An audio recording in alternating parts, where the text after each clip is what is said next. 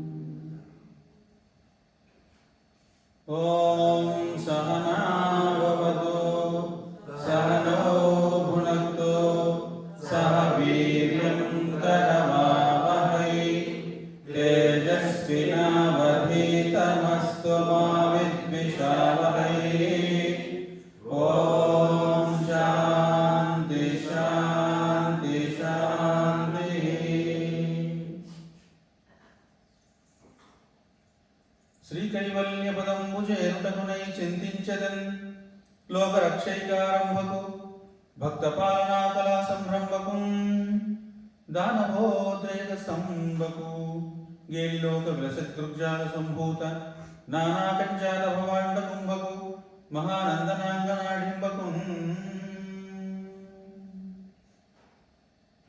పలికెడిది భాగవతమట పలికించడి వాడు రామభద్రుండట నే పలికిన భవహరమగునట పలికెద వేరుండుగాధ పలుకగనేలా అమ్మల గన్నయమ్మ ముగురమ్మల మూలపుటమ్మ చాలా పెద్దమ్మ సురారులమ్మ కడుపారిడి బుచ్చినయమ్మ తన్నులో నమ్మిన వెల్పుటమ్మల మనమ్మల నుండియమ్మ దుర్గా మాయమ్మ కృపాబ్ధియిచ్చు కవిత్వపటత్వ సంపదల్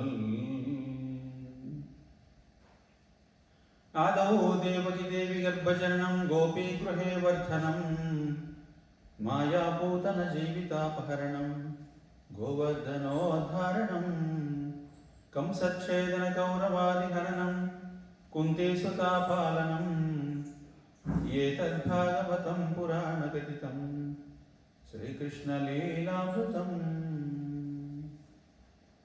ఓం సదాశివసమారంభాం శంకరాచార్యమధ్యమాం అస్మదాచార్యపర్యంతాం వందే గురుపరంపరాం వందే గురుపరంపరాం.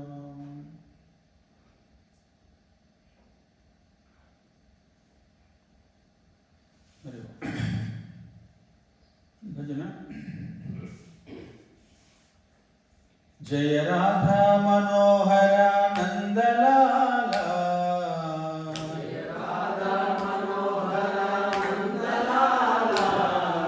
జయ రాధా మనోహర నందలాల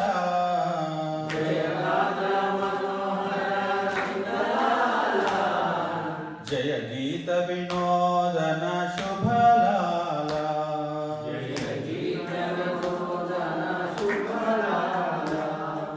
జయ గీత వినోదన శుభలాల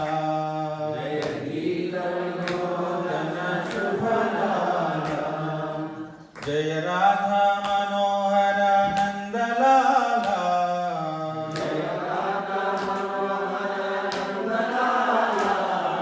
జయ గీత వినోదన శుభలాల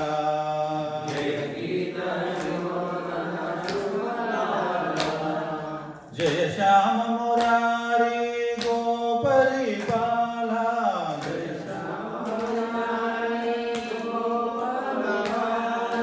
జయ శ్యామ మురారి గోపరిపాల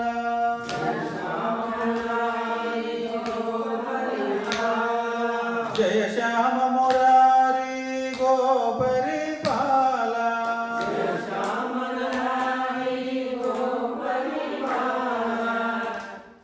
శ్రద్ధ పెట్టి వింటే ఇంత లైన్లేం లేవో, చిన్న లైన్ రెండే పదాలే. శ్రద్ధ పెట్టి బాగా వినాల. జయ శ్యామ మురారి గోపరిపాల. ఏమి ఇంతలా ఉందా? యాడో మనసు పెట్టుకుంటే రాదు. జయ శ్యామ మురారి గోపరిపాల జయ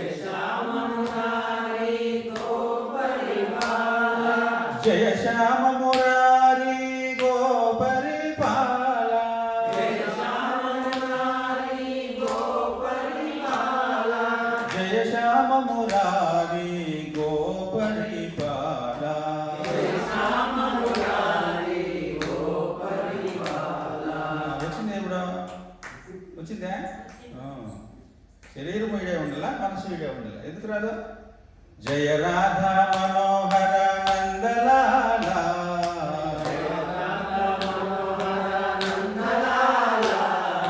జయ రాధా మనోహర నందలాల,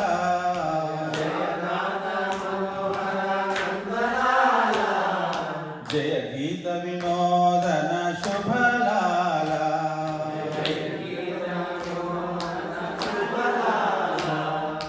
జయ శ్యామ మురారి గోపరిపాల, జయ శ్యామ మురారి గోపరిపాల, జయ శ్యామ మురారి గోపరిపాల, జయ శ్యామ మురారి గోపరిపాల, జయ శ్యామ మురారి గోపరిపాల, జయ శ్యామ మురారి గోపరిపాల, జయ శ్యామ మురారి గోపరిపాల, జయ శ్యామ మురారి గోపరిపాల, జయ రాధా మనోహర నందలాల,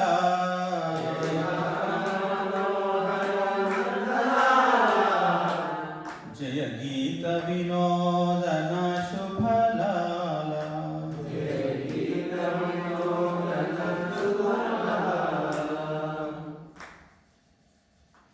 గీతను చెప్పేదాంట్లోనే శుభాన్ని పొందుతారంట.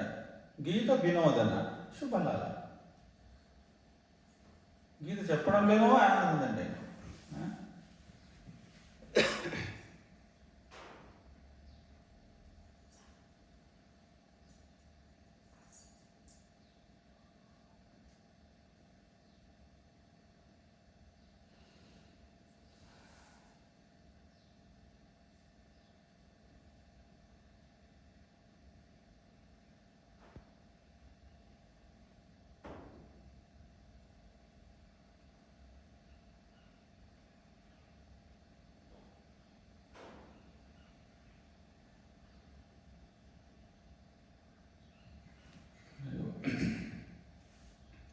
క్షేత్రపాలకుడైన పరమేశ్వరుని వందిస్తూ జగద్గురు శ్రీకృష్ణ పరమాత్మ దివ్య శరణానందములు సాష్టాంగ ప్రణామం సమర్పించుకుంటూ మీ అందరికీ కూడా వందనములు.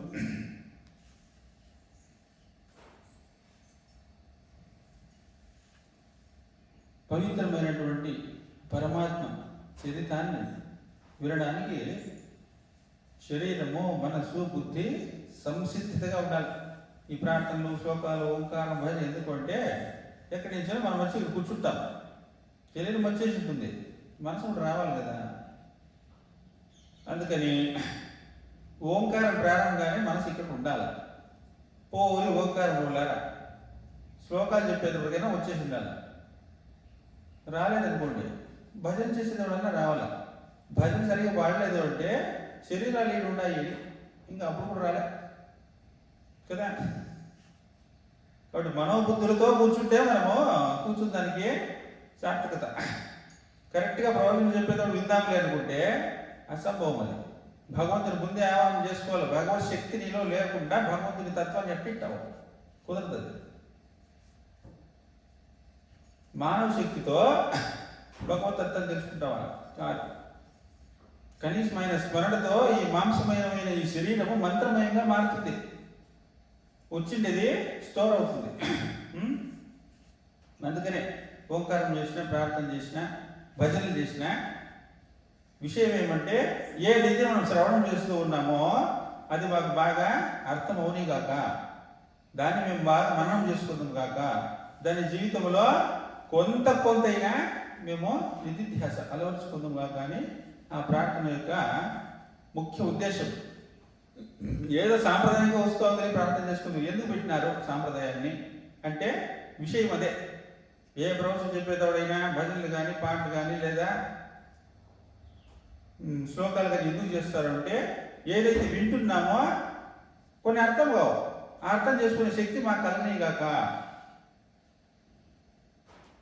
తర్వాత దాన్ని మేము మననం చేసుకుంటూ జీవితంలో ఆచరించి ధన్యతను పొందుదుగా. కానీ శరణాగతి భావంతో మనం చేసేటువంటిది ప్రార్థన. సరే ఆడున్నాము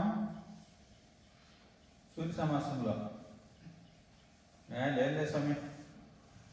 సరే ఆడడం చెప్పండి, ఎంత దాకా వచ్చింది బండి?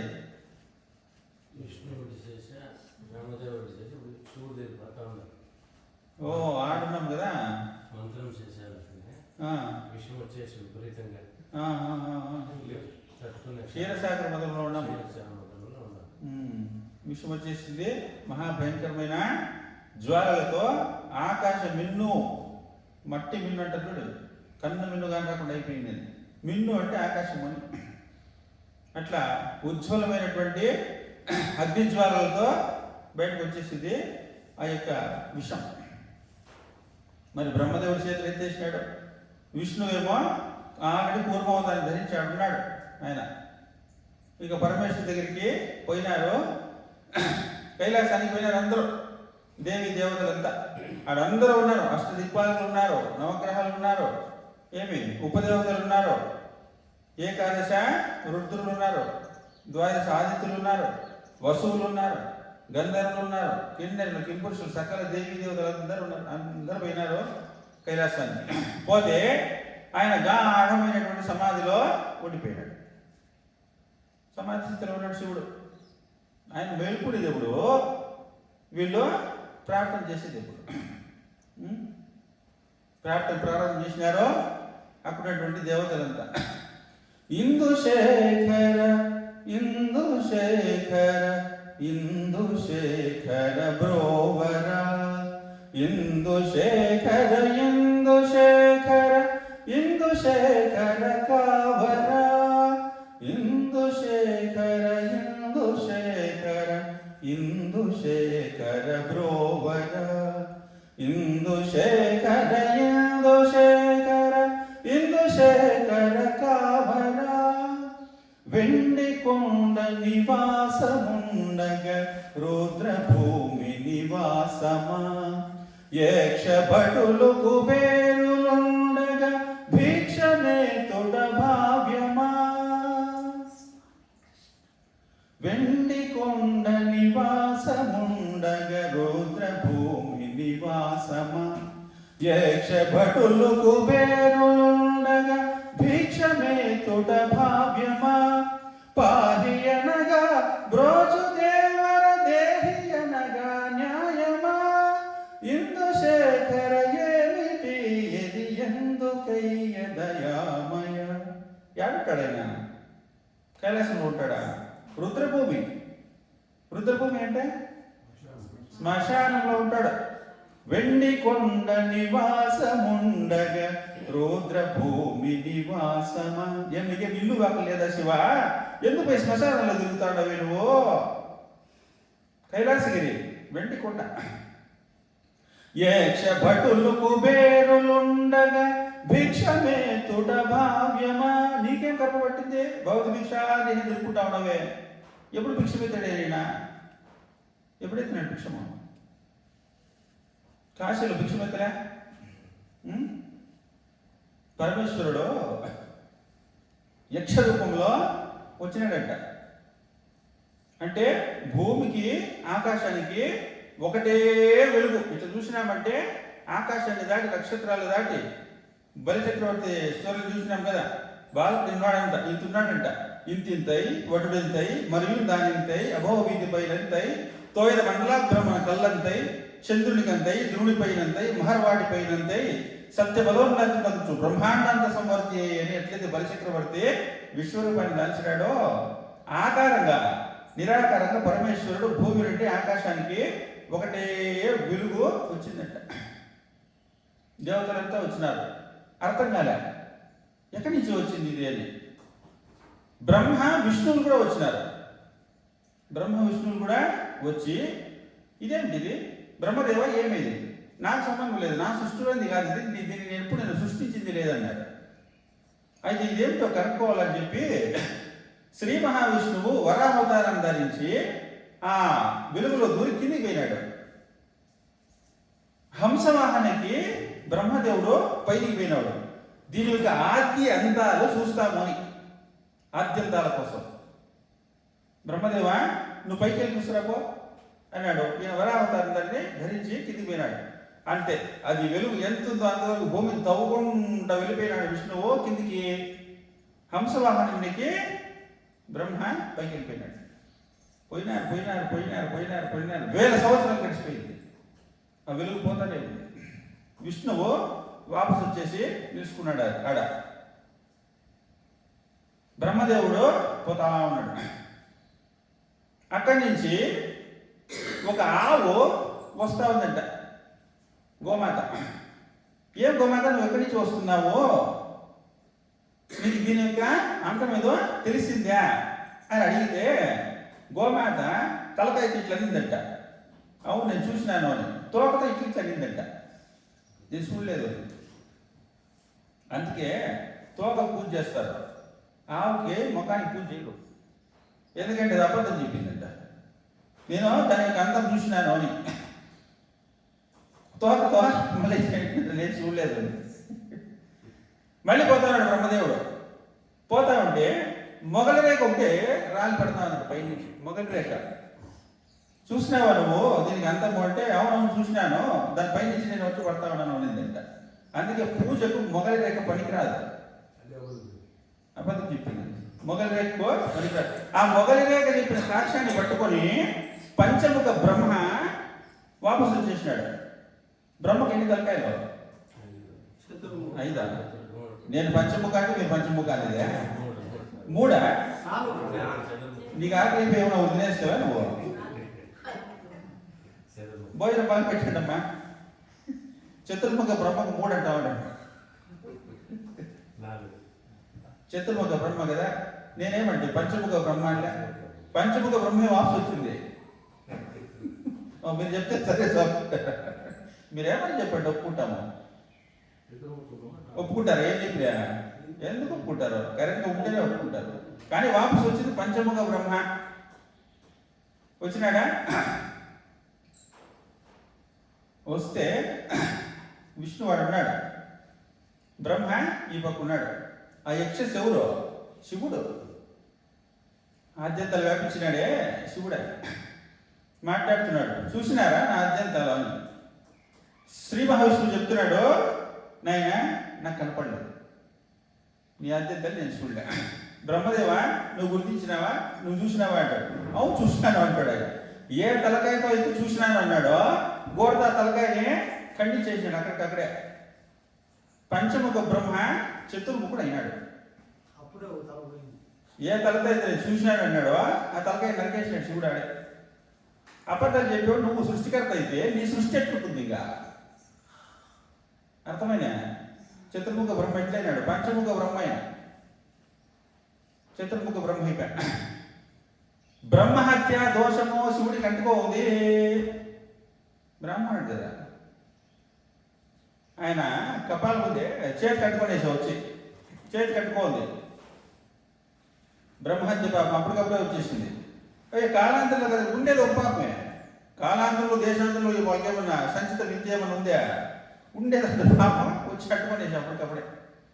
ఏం చేయాలా? శ్రీ మహావిష్ణువు వచ్చి చెప్పినాడు, కాశీ క్షేత్రంలో పోయి భిక్ష పెట్టుకోబో.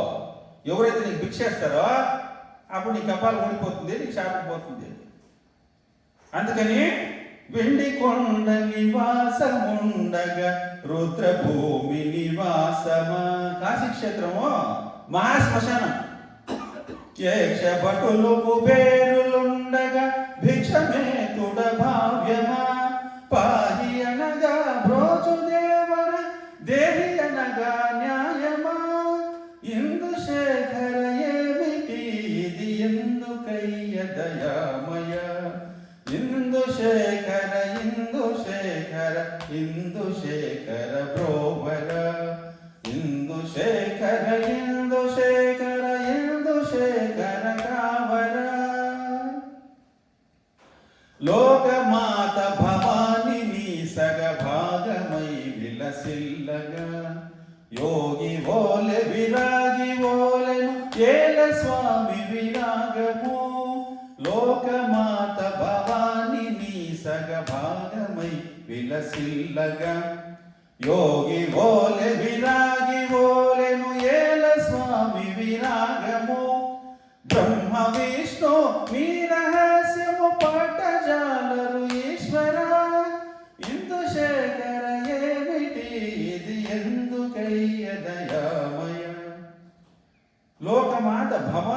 సగ భాగమై ఉండగా ఏదో ఈ యోగి పోలే విరాగి పోలే ఆయన ఆస్తంతా విష్ణువుకి ఇచ్చేసాడంట. శివాలయంలో శివుడు ఎట్టుంటాడు, బోసిగా ఉంటాడు, బోడి పోసుకొని. శ్రీనివాసుడు ఎట్లుంటాడు తిరుమలలో, శివుడు మాదిరి ఉంటాడా?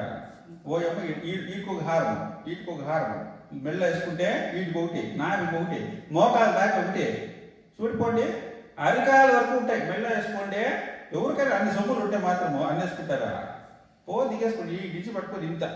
ఇంకా భుజకీర్తులకు ఈడ చేతులు గ్లౌజ్లో, ఏమో బట్టు కాదు, వజ్రంతో ఉండేటువంటి తొడుగులు. ఇంక ఈడ శంకు చక్రాలు, మగముకు ఇచ్చిపెట్టారు అంతే. ఆడ పెట్టుకుంటే బాగుంది, కనపడుతుంది. ఇంకా మళ్ళీ కిరీటాలు, ఇంకా వజ్రాలు, ఆపాద వస్తువు బంగారం. శివుడు కూడా తన ఆస్తినంతా నివేదించుకొని ఇచ్చేసి బైరాగి తిరుగుతూ ఉన్నాడంట. బ్రహ్మ విష్ణు నీ రహస్యము పట్టజాలరు ఈశ్వర. పట్టుకుని పోయినారు, పట్టుకునిరా, కనుక్కునిరా ఆయన రహస్యాన్ని. బ్రహ్మ విష్ణు కూడా పట్టుకోలేకపోయినారు. బ్రహ్మ విష్ణు నీ రహస్యము పట్టజాలరు ఈశ్వర.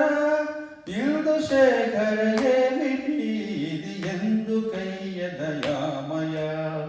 ఇందుశేఖర ఇందుశేఖర ఇందుశేఖర బ్రోవర.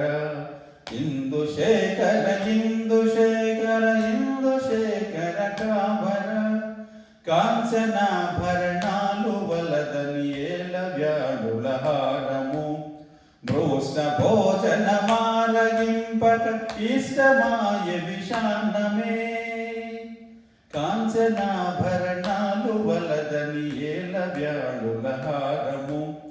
భ్రోష్ట భోజన మారగింపక ఇష్టమాయ విషాన్నమే. పూల గంధము వీడి బూడిద పూయ నేల దయామయ. ఇందుశేఖర ఏమిటి ఇది ఎందుకయ్య దయామయ. ఆయన ఏమో బంగారం వేసుకుంటే ఈయన హారాలు ఏమేసుకున్నాడు, వ్యాళులు. వ్యాళులు అంటే పాములు, పాములు పాముల హారాలు ఆయన వేసుకోలేదు. కాంచనాభరణాలు వలదని, బంగారు సొమ్ములు ఏది వద్దని ఏల వ్యాలుల హారము. మృష్ట భోజన మారగింపక. ఏ నీ భార్య లేదా ఇంట్లో? ఎందుకు పోయినా నీకేం ఆకలి అవుతా అంటే పెట్టుగా నీ భార్య లేదా? ఆడ పోయి విషాన్ని తిన్నావే అంటున్నాడు. ఇప్పుడు పోతాడు కదా ఇంకా. పూల గంధము వీడి బూడిద పూయ నేల దయామయ. శ్మశానంలో ఏముంటుంది? ఇంకా బూడిద పొద్దులు పుసుకు తిరుగుతా అన్నాడట. ఆయన శ్మశానంలో వాసం ఉన్నాడు కాబట్టి మనం రాత్రిపూట హాయిగా నిద్రపోగలుగుతున్నాం. ఆయన శ్మశానాన్ని వదిలేస్తే అందరూ మనం శ్మశానంలో ఉండాలి పోయి. అర్థమైందా? ఆయన శ్మశానంలో ఉన్నాడు కాబట్టి నువ్వు ఇంట్లో హాయిగా నిద్రపోగలుగుతున్నావు. శివశక్తి అక్కడ పనిచేయకపోతే మనము ఇక్కడ హాయిగా ఉండగలమా? ఉండలేము. అట్లా ప్రార్థన చేసినారంట. కాంచనాభరణాలు వలదని ఏల వ్యాడుల హారము. మృష్ట భోజన మారగింపక ఇష్టమాయ విషాన్నమే. పూల గంధము వీడి బూడిద పూయ నేల దయామయ. ఇందుశేఖర ఏమిటి ఇది ఎందుకయ్య దయామయ. భగవంతుడి దగ్గరికి పోతే, తిరుమల పోయినామనుకోండి, నా భార్యకి ఆరోగ్యం లేదు, ఆరోగ్యాన్ని ఇవ్వండి. నాకు బాగలేదు, మాకు ఐశ్వర్యం కావాలా, కార్లు కావాలా, బంగ్లాలు కావాలా, నా కూతురికి సీటు కావాలా, నాకు మంచి అల్లుడు రావాలా, మా అమ్మాయికి పెళ్ళి కావాలా, కోరికలన్నీ కోరుకుంటూ ఉంటారు కదా. ఎవరైనా నైనా శ్రీనివాస బాగున్నావు, నైనా తిన్నావా? కాదుపా, ఆపదు నీకు ఇట్లా నిలబడుకునే ఉన్నావే, నువ్వు కూర్చోకూడదా, నీకే మోకాలు నొప్పులు లేవా అని ప్రేమగా ఆయన ఎవరన్నా పలకరించినారా? పలకరించినారా? లేదు. మన గురించి మనం విషయం జరుపుకుంటానే ఉన్నామే కానీ ఆయన అడిగినారా? కాదప్ప, లడ్డూలో ఎన్ని నైవేద్యం పెట్టేది వాళ్ళు. లడ్డులో ఇంటి పెద్ద పాతలకి బడబడ ఈడ్చుకొని వచ్చేసేది, ఆ రూమ్ అంతా నింపేస్తారు. తెచ్చినవన్నీ ఆయన తినేసి ఉంటే ఒక్కొక్క లడ్డే పెట్టింది వీళ్ళు. ఖచ్చితంగా ఆయన తినాడు అనేటువంటి నమ్మకం ఉంది కాబట్టి 12 లడ్లు పెట్టేస్తా ఉంటారు నైవేద్యంగా. ఆయన తినడం ప్రారంభం చేస్తే పెడతారు అట్లా. ఒక ఇంట్లో పూజ చేస్తా ఉన్నారంట. ఓం ప్రాణాయ స్వాహ వ్యానాయ స్వాహ అంటున్నాడు భర్త. ఏమంటే ఇట్టికే కొడుతున్నా వెళ్ళింది భార్య. అయ్యో రేపు కొట్టబెట్టు కదే, రేపు ఇడ్లీనో కొబ్బరి పచ్చడి చేస్తామని చెప్పిండు కదా, రేపు కొడతానంటే అయ్యో ఇప్పుడు కొట్టండి అట్లే పెట్టుకొని రేపు పచ్చడి చేసుకుందామంట. పట్టుమంటంగా కొట్టినాడు. ప్రాణాయ స్వాహ వ్యానాయ స్వాహ అన్నాడు. పార్వతీదేవి చేయి పెట్టిందంటే టెంకాయ చెప్పి తీసుకునేదానికి. శివుడు అంటే ఉన్నాడు, పార్వతి ఏం చేస్తాను నువ్వు? ప్రాణాయ స్వాహ వ్యానాయ స్వాహ అన్నాను కదండి, మనకే కదా అది అనింది. అయ్యో నువ్వు వినలేదా, రేపు పచ్చడి చేసుకుంటానంటే వాళ్ళు. ఏమి నువ్వు తినేసావంటే మన కొంప మునుగుతుంది, మన మీద నమ్మకమే పోతుంది. మనం తినము అనేటువంటి నమ్మకంతో కదా వాళ్ళు పెట్టింది. మనం తినేస్తే రేపు పొద్దునే మళ్ళీ నైవేద్యాలు పెడతారా, నువ్వు ముట్టద్దు అన్నాడు శివుడు. చూడండి, ఒప్పట్లు చేస్తారు. ఏమంటే నైవేద్యానికి ఎన్ని పెట్టాలి? 4 పెట్టు, నీకు 2, అమ్మాయి కోటి, కోడలు కోటి. ఆయన తింటాడు కదా. కొడుకు కోడలు ఉన్నారండి ఇంట్లో, భార్యాభర్తలు. ఎన్నో పట్లు పెట్టాలా? 4 పెట్టు, నీకు నీ కోటి, నా కోటి, కొడుకు కోటి, కోడలు కోటి. శివుడు ఏం తింటాడు? తింటాడా కదా. పరిపూర్ణంగా పరమాత్మ. చూడండి మన బుద్ధులు ఎట్లుంటాయి. అట్లా శ్రీనివాసుని కూడా మనం అడిగినామా? అడగలే. సేవలో శ్రీనివాసుని చేసే సేవలో చెప్పండి పేర్లు పొద్దున్నే ఏం చేస్తారు? నిత్యోత్సవ, వాసోత్సవ, మాసోత్సవ, సంవత్సరోత్సవ చెప్తారు కదా. ప్రతిరోజు చేసేటివి, వారానికి కూడా చేసేది పక్షోత్సవ, మాసోత్సవ, బ్రహ్మోత్సవ, సంవత్సరానికి ఒకసారి బ్రహ్మోత్సవాలు చేస్తారు కదా. ఉదయం పొద్దున్న నుంచి రాత్రి వరకు చేసేటువంటి సేవల పేర్లు చెప్పండి. ఎన్ని కాకపోతే అని చెప్పండి. Very good. తోమాల సేవ, అభిషేకం, వారోసం చెప్తి నువ్వు. నేను అడిగింది నిత్యోత్సవ, కళ్యాణం, పచ్చతోరణం పెట్టేస్తారు. Very good. సుప్రభాతము, తోమాల, అర్చన, ఏకాంత సేవ కదా. ఏకాంత సేవ ఇక్కడ ఉన్నాడు ఎవరైనా చేసినారా? చేయలే. అసలు ఇప్పుడు ఏకాంత సేవ జరుగుతూ ఉంది. ఏకాంత సేవ ఎన్ని గంటలకు చేస్తూ ఉంటారు? ఏకాంత సేవ 5 గంటలకే. 5 గంటలకే ఏకాంత సేవ అంటే లాల్పాట, నిద్రపుచ్చడం. సుప్రభాతంతో ప్రారంభమవుతే ఏకాంత సేవతో పూర్తయిపోతుంది. ఆ రోజు సేవలన్నీ పంట పెట్టేస్తారు. 30 సంవత్సరాల కిందట ఏకాంత సేవ 10:30 చేస్తూ ఉంటాడు. 10:30 చేసేస్తే 11 గంటలకు బాగా వేసేస్తే 12, 1, 2, 3 గంటలకి సుప్రభాత సేవ. అర్థమైనా? ఇప్పుడు ఏకాంత సేవ చేసేది ఎంతసేపు తెలిసిన? అర్ధరాత్రి 2:30 ఒక బ్యాచ్ వస్తుంది. అర్ధరాత్రి 2:30కు ఏకాంత సేవ చేసి తలుపులు వేసేస్తారు. 2:30కి 3 గంటలకు సుప్రభాత సేవ. ఎంతసేపు పడుకుంటాడండి? అర్ధగంట పడుకుంటాడా? ఒక బ్యాచ్ పోయి వాకులు వేస్తేనే వీళ్ళు బయటికి పోతే ఇంకొక బ్యాచ్ వచ్చేసి కౌసల్య సుప్రజారామ పూర్వ సంధ్యా ప్రవర్తతే ఉత్తిష్ట నరశార్ధూల కర్తవ్యం దైవమానికం లేపేస్తారు. ఆయన ఏకాంత సేవ చేసి వాకులు వేసుకుని వెళ్ళిపోవడము, వీళ్ళు వచ్చి తలుపులు తీసేయడము. ఇప్పుడు జరుగుతా ఉంది. 20 సంవత్సరాల నుంచి అదే డ్యూటీనే. ఎవరన్నా ఆయన అడిగిరా ఏమైనా అప్పుడైతే 2-3 గంటలు పడుకుంటా ఉంటాయి. ఇప్పుడు ఆ లిస్టు వినేదని లేస్తాడు వెళ్తే ఆయన. ఇక రోజు జడ్జి ఉంటాడు చూడండి. ఏమంటే ఎట్లుందండి మీ డ్యూటీ? అబ్బా ఆదివారం ఎవడప్పుడు వస్తుంది అబ్బా కాసుకుంటారు. అన్ని వింటానే ఉండాల. అట్లా లిస్టు వింటానే ఉంటారు. చూడండి, దేవతలు సత్వగుణ సంపన్నులు పోయి ఇంత ప్రమాదంలో ఉంటే శివుణ్ణి ప్రశ్నిస్తా ఉంటారంట. అయ్యో శివ, చూడు నువ్వు ఎట్లయిపోతువే, శ్రీనివాసుడు చూడు ఎంత వైభవంలో ఉన్నాడో, నువ్వు శ్మశానంలో తిరుక్కుంటా ఉన్నావే మహానుభావ అని ఆయన ఉప్పొంగిపోయినాడంట. కళ్ళు తీసినాడు. కళ్ళు తీయగానే నాయన పరమాత్మ ఇదిగో లోకాలన్నీ కూడా భస్మం అయిపోతా ఉన్నాయి అనగానే అక్కడి నుండి పరుగు వచ్చేసినాడు ఆ పరమేశ్వరుడు. ఆ హలం చూసినాడు. అంతా కూడా చూసేసి అట్లంతా కూడా ఇట్లనేసి మొత్తము నిమ్మకాయ అంతా చేసేసినాడు. ఆ విషయాన్ని అంతా నిమ్మకాయ చేసేసి నోట్లో వేసుకుని మిగేసినాడా ఎక్కడ దాకా పోయింది? కంటంలో ఏంటంట.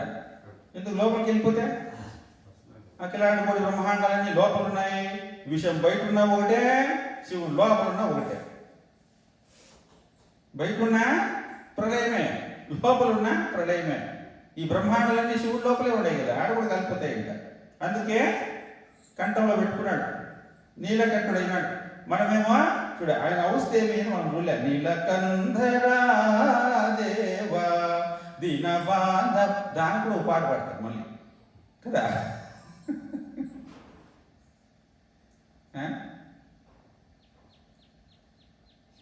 గణపతి పసుపుతో గణపతి చేసి ప్రాణం పోసి ఏదో ఆమె ఆ పిల్లల్ని తయారు చేసుకోండి కదా, ఎట్లుంటే ఇంకేమి ఆమె వాడు అడ్డగిస్తాడని చెప్పి త్రిశూలంతో తలకాయ తీసేసాడంట. తెచ్చి ఏనుగు మొహం పెడుతుంది. ఇప్పుడు నిన్న కోతి అన్నాను అనుకో, ఏం నన్ను కోతి అంటావు అంటావలేదు నువ్వు, వారి కోతి మొక్క కూడా అని. నువ్వు గణపతిని ఏమంటా ఉన్నావు?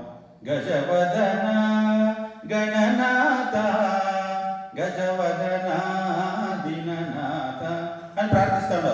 ఒరే ఏనుగు మొక్క మాడా అని. నిన్నంటే నువ్వు ఊరికే ఉంటావా? నేను కోతి అంటే ఊరికే ఉంటావా? లేదు. మరి ఏనుగు మొక్క మాడా నువ్వు భజన పడతా ఉండవే కదా. ఎందుకు గణపతికి కోపం రాదు? గణపతి ప్రణవస్వరూపుడు, అంటే నిరాకారం. తనను తాను ఈ రూపము అని అనుకోలేదు. అనుకుంటే నువ్వు ఇంకో రూపాన్ని పోలిస్తే చెప్తే కోపం వస్తుంది. నువ్వు ఏ రూపంతో ఉన్నా పిలి ఆ రూపాన్ని ఆయన ధరిస్తాడు. నిన్ను నువ్వు మనిషి అనుకున్నావు కాబట్టి నిన్ను కోతి అంటే నీ కోపం వస్తుంది. ఆయన ఏమన్నా తాను నేను దేవుడని కానీ నేను ఇంకోటని కానీ పార్వతి తైనని కానీ అనుకుంటాడా? లేదు. నిరాకారానికి కూడా పరబ్రహ్మ కాబట్టి ఏ రూపంతో పిలిచినా ఆయనకు ఆనందమేనంట.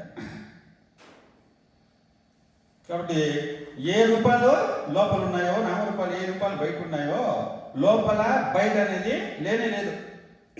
అంత కూడా ఉండేది. ఏష సర్వేశ్వర ఏష సర్వజ్ఞ ఏషాంతర్యామి యోని ప్రభవాప్యహి భూతానం నాంత ప్రజ్ఞం నోభ్యంత ప్రజ్ఞం నా బహిప్రజ్ఞం శివం శాంతం అద్వయం చతుర్థం మన్యంతే స ఆత్మ స విజ్ఞేయ.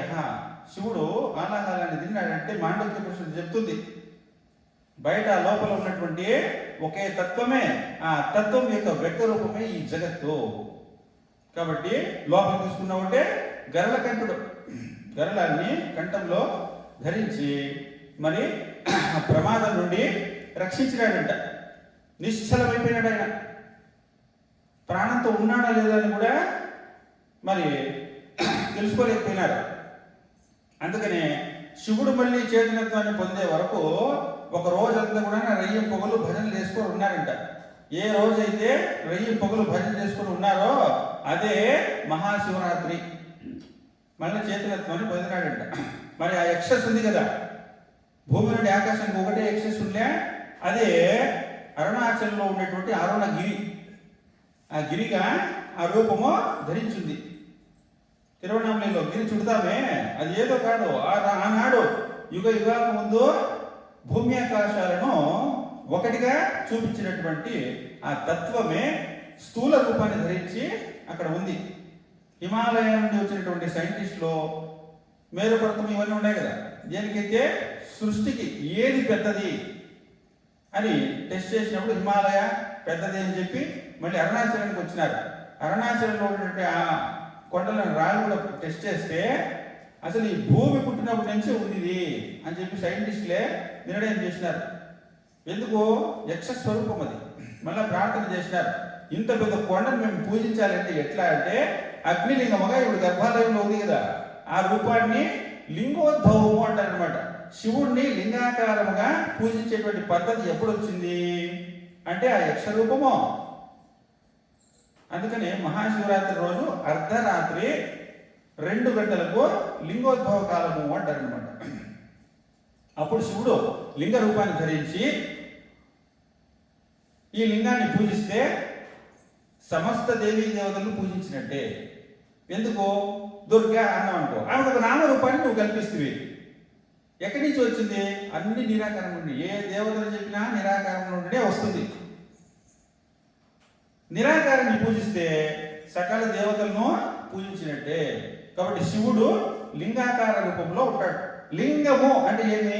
సైన్, గుర్తు అని. లింగము అంటే సంస్కృతానికి గుర్తు అని. దేనికి గుర్తు?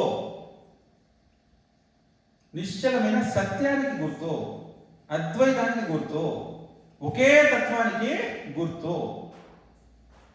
లింగం ఎందుకు ఇట్లా ఉంటుంది? గుండెగా అంటే భూమి ఆకాశాలలో సర్వవ్యాపకముగా ఒకే తత్వము ఉంది అనే దానికే లింగం. కానీ మనం చూడండి, మన బుద్ధి ఎట్లుంటుందంటే మళ్ళా శివుడికి కళ్ళు పెట్టేది, ముక్కు పెట్టేది, మీసాలు పెట్టేది. ఆ మాత్రానికి శివుడి విగ్రహమే పెట్టుకోవాలి, లింగానికి ఎందుకు పెడతావు కదా? నాయన నామరూపాల్ని వదిలేసి నిరాకార నిర్గుణ పరబ్రహ్మం యొక్క తత్వాన్ని తెలుసుకోవడం అని ఆయనే లింగోద్భవమూర్తిగా అవతరిస్తే మనకు నామరూపాల్లో లేకుండా మనం బతకలేము కదా. మళ్ళీ ఆ శివుడి లింగానికి మళ్ళీ నామరూపాలు పెడతాం. ఎక్కడ కూడా శివలింగాలకి అలంకారాలు చేయకూడదు. అట్లుంటే నువ్వు శివుడి విగ్రహమే పెట్టుకో, లింగం ఎందుకు పెడతావు? వాళ్ళు అట్లే ఉన్నారు. ఏ పుణ్యక్షేత్రంలో తీసుకోండి, అందరూ కూడా ఇంకా బాగా ఆ మకవాళ్ళు చేయించి దానికి కూడా అలంకారాలు చేసేస్తారు. శివలింగము అంటే దేనికి వచ్చింది ఆ యొక్క అవతారము? అసలు లింగావతారం ఎందుకు వచ్చింది? నిరాకార నిర్గుణ పరబ్రహ్మానికి గుర్తు శివుడు. శివలింగాలు పెడితే విభూతి పెట్టావు. ఎందుకో? భస్మం. నువ్వు చూసే ఈ నామరూపాలన్నీ కూడా ఎప్పుడైతే భస్మం అయిపోతాయో నువ్వు శివుల్లో ఐక్యమైనట్టే. అందుకే భస్మం పూసుకుంటాడంట ఆయన. ఒరే నాయన ఏమి లేదురా బూడిద తప్ప అని. భస్మము అంటే ఐశ్వర్యానికి ప్రతీక. సమస్త శక్తులు సమస్త ఐశ్వర్యాల భస్మంలోనే ఉన్నాయి. ఎందుకు? నామరూపాలతో ఉన్నటువంటి ఐశ్వర్యం ఇవ్వలేని ఆనందాన్ని నామరూపరహితమైన మరి ఆ చైతన్యం ఇస్తా ఉందా లేదా? సమస్తము భస్మమైపోతే. కాబట్టి భస్మము ఐశ్వర్యానికి ప్రతీక. అన్ని ఐశ్వర్యాలు దాంట్లోనే ఉన్నాయి. ఐశ్వర్యం ఇవ్వలేని ఆనందం కూడా భస్మం ఇస్తుంది. ఆ ప్రకారంగా లోకాలను సంరక్షణ చేసి ఆ పరమేశ్వరుడు నీలకంఠుడైనాడు. ఇక విషజ్వాల యొక్క ప్రభావం అంతా పూర్తిగా తగ్గిపోయింది. ఆ తర్వాత మళ్ళీ సముద్ర మదనము జరుగుతూ ఉన్నప్పుడు ధన్వంతరి సముద్రం నుండి వచ్చి అమృత కలశాన్ని తీసుకొని వచ్చేసినాడు. రాగానే అగ్రిమెంట్ ఉంది కదా, అగ్రిమెంటులే అయిపోయింది. రాక్షసులు ఆ కలశాన్ని లాక్కొని వెళ్ళిపోయారు. అంతే, గోవింద. అమృత కలశాన్ని తీసుకొని వెళ్ళిపోయారు. ఇంక వెళ్ళిపోగానే అసలు అమృత మదనం చేసింది శ్రీ మహావిష్ణువు చెప్పింది దేవతలకు. ఇంక వాళ్ళు ఊరికే ఉంటారా? ఇంకంతే, ఒకరికొకరు దెబ్బలాడుకుంటా ఉన్నారు, యుద్ధాలు చేసుకుంటా ఉన్నారు. మీరు పాత సినిమాలో ఎన్టీ రామారావు నాగేశ్వరరావు సినిమాలు చూస్తే లాస్ట్లో క్లైమాక్స్లో ఏముంటుందంటే ఒక కారు నిలబడుకుంటుంది, ఇంకొక కారు ఈ పక్క నిలబడి ఉంటుంది. ఇద్దరు సూట్ కేసులు పట్టుకుంటారు. ఈ సూట్ కేసు వాడికి ఇచ్చి ఆ సూట్ కేసు ఇప్పించుకొని రావాలి. వీళ్ళు ఏం చేస్తారంటే పోయి సూట్ కేసు ఆడు ఇవ్వగానే వాడు ఇవ్వకుండా దీన్ని దాన్ని ఎత్తుకొని వెళ్ళిపోతారు. ఇంక కొట్లాడుకున్నప్పుడు ఇటు విసిరేస్తే సూట్ కేసు ఆ విలన్లు పోయి పట్టుకుంటారు. తర్వాత వాడు విసిరేస్తే ఇక్కడి నుంచి వీడు పట్టుకుంటాడు. అట్లా వీళ్ళు విసిరేసుకుంటారంటే అమృత కలశాన్ని వీడొచ్చి దేవతలు బాగా దుబ్బేసుకుంటారనుకో, వీడు వాళ్ళ బ్యాక్ మళ్ళీ విసిరేసేది, వాళ్ళకి విసిరేసేది. అట్లా దొబ్బలాడుకొని పోట్లాడుకొని నరుక్కొని అంత చేసుకుంటా ఉంటే మళ్ళీ దేవతలంతా కూడాను నాయనా ఇది మనకు తప్పింది కాదు అని బ్రహ్మదేవుడిని ప్రార్థిస్తే మళ్ళీ ఆయన విష్ణువునే ప్రార్థించినాడంట. చూడండి, ఇప్పుడు అమృత మదనం అయిపోయింది కదా, అమృతం వచ్చేసింది. ఇంక నువ్వు ఎంతసేపు ఉంటావాడా, ఇదిగో చూడు కొట్లాట అన్నారు. మళ్ళా ఆయన ఎత్తునే వచ్చి పడే. ఎట్లా రక్షించినాడు? మోహిని అవతారంలో వచ్చేసినాడు శ్రీ మహావిష్ణువు. వచ్చి కన్నపడినాడు రాక్షసులతో. అంత నోరు తీసుకొని అయిపోయి యుద్ధం ముగిసిపోయింది. యుద్ధం లేదు ఇప్పుడు. అంతా మోహంలో పడిపోయింది. ఏదైతే దివ్యమైన భవ్యమైన అమృత మదనం చేసి అమృతం చేతిలో పట్టుకొని ఇంతకాలం కష్టపడి ఇంత చేసి అమృతం కోసం చేస్తే ఇప్పుడు దీనికంటే ఎక్కువేమైపోయింది? మోహినినే ఎక్కువైపోయింది. ఆమె ఇట్లా చేయి పెట్టింది, ఎత్తుకుపోయి పెట్టేసింది చేతిలో. అసలు వీళ్ళు ఎప్పుడు చెప్పుకుంటారు ఐ లవ్ యూ? చెప్పిందనే చేసిందిలే. ఇంక చేతిలో పెట్టేసినారు అంటే అంతకంటే గొప్ప కదండి ఇది. ఆమె చూసినారో ఆమె ఇట్లనే చెయ్యి ఎత్తుకొని కలిసిమో చేతిలో పెట్టేసింది. ఎవరికి మాట్లాడాలి. ఆమె నృత్యం చేసుకుంటా మరి మీరు ఇట్లా రాండి అనింది దేవతల్ని, మీరు ఇట్లా కూర్చోండి అనింది. మధ్యలో పోతా ఉంది నృత్యము. వాళ్ళకి గెరిటి ఇట్లా అంటుందంట. ఒక గెరిటి ఎత్తుకొని అమృతంలో ఇట్లా తీసింది, ఇట్లా అంటుంది. ఉత్త గెరిట లాక్కుంటా ఉన్నారు రాక్షసులు. ఈడెత్తి గెరిటిలోకి వస్తూ ఉంది. దేవతలు అమృతపానము చేస్తూ ఉన్నారు. చూసినారు ఇక్కడ రాక్షసులు. ఇద్దరు రాక్షసులు చూసి పోయి అప్పుడు కూర్చోడారండి ఇద్దరు. ఎవరు? రామకేతులు పోయి దేవ రూపాలను ధరించి అప్పుడు కూర్చునేసాడు. ఒరే ఈ విష్ణువు సామాన్యుడు కాదు, వచ్చింది మోహిని కాదురా, చూడు ఎట్ట చేస్తా ఉందో. ఈడేమో ఉత్తగేరిట, ఆడేమో మృతుమా అని చెప్పి పోయి అలా ఇంట్లో కూర్చొనేసాడు. కూర్చోగానే సూర్యచంద్రులు చూసిరి. అక్కడి నుంచి ఇక్కడికి వచ్చిండేది సూర్యచంద్రులు. మోహినికి సైకిల్ చేసినారు, నాయన ఇక్కడ వచ్చినారు ఇట్లా. ఆమె డ్యాన్స్ చేస్తూ ఉంది కదా. రాహు చేతిలో గిరిటి పోసింది ఇట్లా. ఆయన అమృత పానాన్ని చేసినాడు. చేస్తున్న సమయంలో చంద్రుడు సూర్యుడు సైగ చేస్తే శ్రీ మహావిష్ణువు చక్రం వచ్చి రాహు యొక్క కంఠాన్ని కట్టించేసిందంట. ఎక్కడ దాకా పోయింది అది? అమృతమో గొంతు దాకా పోయింది. పోయగానే ఇది ఖండించగానే లోపల పోయేటువంటి 2 చుక్కలు అమృతం ఏదైతే ఉందో అవి వచ్చి 2 భూమి మీద పడినాయంట. వాడి శరీరం కండైపోయింది. గొంతులో నుండి దిగినటువంటి 2 అమృత బిందువులు కింద వచ్చి పడినాయంట. ఆ 2 అమృత బిందువులు ఏమైనాయి? దాని స్టోరీ రమణ మహర్షి చెప్తాడు. ఆ 2 బిందువులు ఏమైనాయి అంటే ఇంకేమో కాదు, ఎర్రగడ్డలు తెల్లగడ్డలు అయినాయంట. ఆ 2 అమృత బిందువులు ఎర్రగడ్డలు తెల్లగడ్డలు. అందుకే ఆరోగ్య ప్రదాలు రక్తాన్ని శుద్ధపరిచి గట్టకట్టకుండా ఫ్లో అయ్యేటువంటి శక్తి ఎర్రగడ్డలు తెల్లగడ్డలకు ఉంది. కానీ సాధకులు నిషిద్ధం అంటాడు. ఎందుకో? రాక్షసుని యొక్క స్పర్శతో అమృతము తమోగుణ ప్రధానమైపోయింది. అది అమృతమే కానీ రాక్షసుని యొక్క స్పర్శతో వచ్చింది. అది ఆరోగ్యాన్ని ఇస్తుంది లేదని లేదు, కానీ రాక్షసుని యొక్క స్పర్శతో. రాక్షసుడు అంటే తమోగుణ ప్రధానుడు. అందుకే సాధకులు ఎర్రగడ్డలు తెల్లగడ్డలు నిషిద్ధం, తినకూడదు. ఓయమ్మ ఏదో భాగవతం తెలుసుకొని ఇంకా బాగా అయిపోతాం అనుకుంటే ఉండింది పీకేస్తా ఉండరే. నువ్వు ఎన్ని ఉదిరిపోతాడు లేదు. ఇది నాకు సంబంధించింది కదా, ఆయన చెప్పినట్టు నేను చెప్తా ఉన్నాను అంతే. మహాత్మ రమణ మహర్షి చెప్పింది చూడండి ఎంత లాజికల్గా ఉందో. ఆరోగ్యమే సార్, కానీ తమోగుణ ప్రధానం. తమోగుణం ఉంటే సాధకుడు ముందుకు వెళ్ళగలడా. రజోగుణమే పనికిరాదు. సత్వగుణంలో శుద్ధ సత్వగుణం అయితేనే అది పనిచేస్తుంది అనమాట. ఆ ప్రకారంగా పంచుకుంటూ పోయినప్పుడు రాహువు ఖండింపబడింది. ఇప్పటికీ తలకాయ మాత్రమే ఉందండి. గ్రహాధిపత్యం ఇచ్చినారు ఆయన. బ్రహ్మదేవుడు అంట అయిపోయింది అమృతం గోవింద. మళ్ళీ చాలా యుద్ధాలు జరిగినాయి అనుకోండి.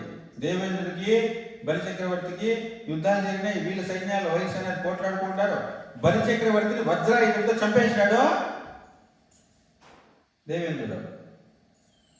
అది మరి ఇప్పటికీ ఉన్నారని చెప్తారే. అప్పుడు చంపేసినాడు సార్. ఇదేం స్వామి, బలిచక్రవర్తి చిరంజీవి అని చెప్తారు, మరి చంపేసినాడు అంటారే. చంపేసినాడు వాడు. శుక్రాచార్యుడు పోయి చనిపోయినటువంటి రాక్షసులను బలిచక్రవర్తిని మృత సంజీవి విధితో బతికించి మళ్ళీ తెచ్చుకున్నాడు. అదొకటి ఉంది వీళ్ళ దగ్గర ఫెసిలిటీ. రాక్షసులకు సామాన్యులు కాదు, దేవతల దగ్గర కూడా లేనటువంటి మృత సంజీవి విద్య శుక్రాచార్యుడి దగ్గర ఉంది. మళ్ళీ బతికించి తెచ్చేసుకోవడం అనమాట. అట్లా మోహిని మోహంలో పడేసి ఎవరికైతే రజోగుణము తమోగుణము ఉంటుందో వాళ్ళ మోహంలో పడిపోతారు. నామరూపాలకే అంకితం అయిపోతారు. శుద్ధ సత్వ సంపన్నులే నామ రూపాలను వదిలి మోహిని యొక్క మోహంలో పడకుండా అమృతత్వాన్ని పొందగలరు. శుద్ధ సత్వగుణములు ఎవరైతే ఉంటారో వాళ్ళు నిరాకార నిర్గుణ పరబ్రహ్మమే. ఇక్కడ క్షీరసాగర మదనం అంటాం. ఇంకా బాగా అర్థం కావాలంటే ఇప్పుడు ఒక వ్యక్తి ఉంటాడండి. ఆ వ్యక్తి బనీన్ వేసుకుంటాడు, ప్యాంట్ వేసుకుంటాడు, షర్ట్ వేసుకుంటాడు, ఒక కోట్ వేసుకుంటాడు, గ్లౌజులు వేసుకుంటాడు, షూ వేసుకుంటాడు, స్పెక్స్ పెట్టుకుంటాడు, హ్యాట్ వేసుకుంటాడు. అన్ని వస్తువులు ధరించుంటే వాడు ఎవరు మనం తెలుసుకుంటామా? అయ్యిందా? వాడు హ్యాట్ తీసేసినాడు. ఆ హ్యాట్, ఆ టోపీ ఆ వ్యక్తి అవుతాడా? కాదు. వ్యక్తి వేరు, టోపీ వేరు. స్పెక్స్ తీసేసినాడు అనుకో, పోనీ ఆ స్పెక్స్ అన్నా వాడు అవుతాడా? కాదు. వేసుకున్న అన్ని వస్తువులు తీసి కుప్ప పోసినాడు అనుకోండి, ఏమేమి వేసుకున్నా అన్ని తీసి ఒక కుప్ప పోసాడు. ఇప్పుడు ఆ కుప్పన్నా ఆ వ్యక్తి అవుతాడా? కాదు. ఆ వస్తువులన్నింటినీ ధరించి ఉన్నాడు అంతే. ఆ వస్తువులంతా ధరించి ఉన్నాడు. కారు ఉంది, కారు నాదే కానీ నేను కారు కాదు. కారు నాది కానీ నేను కారు కాదు. వస్తువులన్నీ ధరించి ఉన్నాను. ధరించిన వ్యక్తి వేరు, ధరింపబడిన వస్తువులు వేరు. ఆ వస్తువులు ఉన్నా లేకపోయినా వ్యక్తి ఉంటాడు కదా. టోపీ తీసేస్తే వ్యక్తి చనిపోతాడా? స్పెక్స్ తీసేస్తే వ్యక్తి చనిపోతాడా? వస్తువులు ఉన్నా వస్తువులు లేకపోయినా వ్యక్తి ఉంటాడు. అర్థమైంది ఈ ఉదాహరణ? అట్లనే నేను 5 వస్తువులను ధరించి ఉన్నాను. అన్నమయ, ప్రాణమయ, మనోమయ, విజ్ఞానమయ, ఆనందమయ. ఈ వస్తువులు ధరించి ఉన్నాను నేను. మర్చిపోయినా. కనిపించే ఈ స్థూల శరీరం అన్నమయ్యే నేను అనుకుంటా ఉన్నావు. టోపీనే నేనని అనుకుంటే ఎంత అమాయకమో. నేను వేసుకున్న గ్లౌజే నేను అనుకుంటే ఎంత అమాయకమో. నేను ధరించిన ఈ స్థూల శరీరమే నేను అనుకుంటున్నాము. మనసే నేను అనుకుంటున్నావు, బుద్ధే నేను అనుకుంటున్నాము కదా. లోపల ఉన్నాడు ఒక వ్యక్తి. ఆ వ్యక్తి చేత ఈ పంచకోశాలు ధరింపబడి ఉన్నాయి. క్షీరసాగర మదనం చేసి లోపలికి వెళ్తే లోపలున్న వ్యక్తి యొక్క అనుభవాన్ని పొందడమే ధ్యానము. ధ్యానం అంటే ఏమో కాదు, లోపలున్న వ్యక్తి యొక్క అనుభవాన్ని పొందడమే ధ్యానం. లోపలికి వెళ్ళాలి కదా. అన్నమయం దాటు, ప్రాణమయం దాటు, మనోమయ, విజ్ఞానమయ అని పంచకోశాలు దాటితే అక్కడ అసలైన వ్యక్తి ఉన్నారు. ఎవరో వ్యక్తి? నువ్వే. ఒక మొబైల్ మర్చిపోయి వెళ్ళిపోయినావు అనుకోండి, పోతే పోయింది అనుకుంటావా? వెతికి వెతికి సంపాదిస్తావు. నిన్ను నువ్వే పారేసుకోవడవే కదా. నిన్ను నువ్వే పారేసుకొని ఇంకెవరినో కట్టుకొని తిరుగుతా ఉన్నావు. ఇది నువ్వా? ఇదే కాదు. ఇదే నేను అని ఫిక్స్ అయిపోయి తిరుగుతా ఉండవే. నిన్ను నువ్వు పారేసుకుంటువి. జనన మరణాలు వ్యక్తికి ఉన్నాయా? లోపల ఉన్న వ్యక్తికి జనన మరణాలు ఉన్నాయా? లేదు. మరి శరీరానికి ఉన్నాయా లేదా? నేను చనిపోతాను అనుకుంటాడో, నీకు మరణం ఉందా? నీకు జననం ఉందా? జనన మరణాలు దేని ధర్మాలు? శరీర ధర్మాలు. ఆకలి దప్పులు, ఆకలి అయిపోతుందప్ప అంటావే. ఏ జ్ఞానము చేతైతే ఆకలి అవుతా ఉంది అని తెలుసుకుంటున్నావో ఆ జ్ఞానానికి ఆకలి ఉందా? దప్పుకుందా? లేదు. ఆకలి దప్పులు దేని ధర్మాలు? ప్రాణ ధర్మాలు. ప్రాణం నువ్వా? మనో బుద్ధి అహంకార చిత్తాది నాహం న శ్రోత్రం న జిహ్వా న చ ఘ్రాణ నేత్రే న చ వ్యోమ భూమిర్న తేజో న వాయుః చిదానంద రూపః శివోహం. లోపల ఉన్నటువంటి వాడు శివుడు. శోకమోహాలు దేని ధర్మాలు? మనోధర్మాలు. మనసు నువ్వా? కాదు. కానీ ఇవన్నీ నన్ను ఎత్తిరేసుకుని తిరుగుతాను లేదా? బాధ అవుతా ఉంది, దుఃఖం అవుతా ఉంది, సంతోషం కలుగుతా ఉంది, రాగద్వేషాలు కలుగుతున్నాయి. ఎవరికి? నీకా? కాదు. ఏ జ్ఞానం చేత అయితే నాకు తలకాయ నొప్పి ఉంది అని తెలుసుకుంటువో ఆ జ్ఞానానికి నొప్పి ఉందా? లేదు. ఆ జ్ఞానమే నువ్వు. నీ చేత చూడబడేటువంటి తలకాయ నువ్వు కాదు. తలకాయ నొప్పి అని తెలుసుకుంటావు కదా.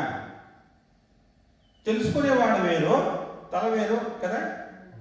రెండు ఒకటే.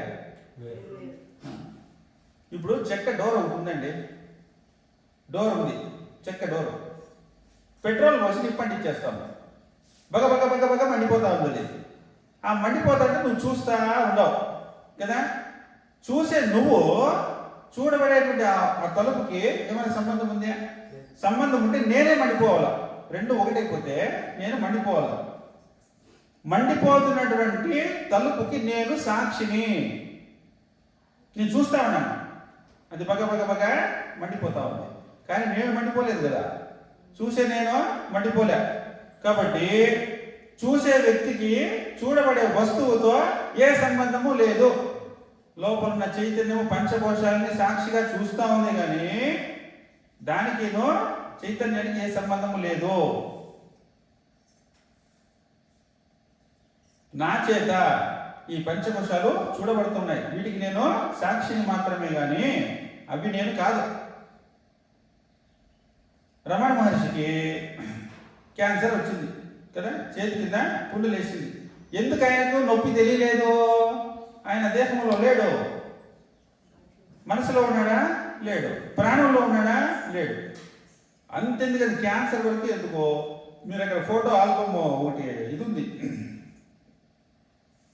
ఇప్పుడు భోజనశాల ఉంది కదా, దాని పక్కన గోమాత సమాజ మందిరం ఉంది కదా, దాని పక్కన ఒక గ్యాలరీ ఉంది, ఫోటో గ్యాలరీ. పైన కింద 2 ఫ్లోర్లు ఉంటుంది, అన్ని ఫోటోలు వేసింటారు అక్కడ రమణ మహర్షి. ఆయన ఇట్లా కూర్చొని కౌపీరం ఇట్లా కూర్చోని ఉంటాడు. ఇట్లా కూర్చొని ఉంటే ఒక ఉడత వచ్చి కూర్చో ఉంటుంది. ఉడత చూసినారు ఫోటో, కూర్చోని ఉంటున్నాడు. మనకేమో ఇట్లా చీమ పోతానే తెలుస్తుంది. మనకు చీమ ఒకటి పోతా అంటే తెలిసలేదా? తెలుస్తుంది. ఒక డ్రాప్ ఆఫ్ వాటర్ నీటి చుక్క వేసినామనుకో, అది ఎంత దాకా పోతుందో కూడా తెలుస్తా ఉంది నీకు. అంత పెద్ద ఉడత వచ్చాడు కూర్చో ఉంటే ఆయన ఇటుంటాడు చక్రవర్తి లాగా. ఎందుకు? ఉడత వచ్చింది అని చెప్పాలంటే నీకు స్పర్శ జ్ఞానం పనిచేయాలి, మనసు పనిచేయాలి, ఇంద్రియాలు పనిచేయాలి కదా. వాటన్నిటికి మనో బుద్ధి అహంకార చిత్త అది నాహం. పంచకోశాలను ధరించిన వ్యక్తిగా తానున్నాడు, పంచకోశాలుగా మనం ఉన్నాము. తేడా ఏమిటి?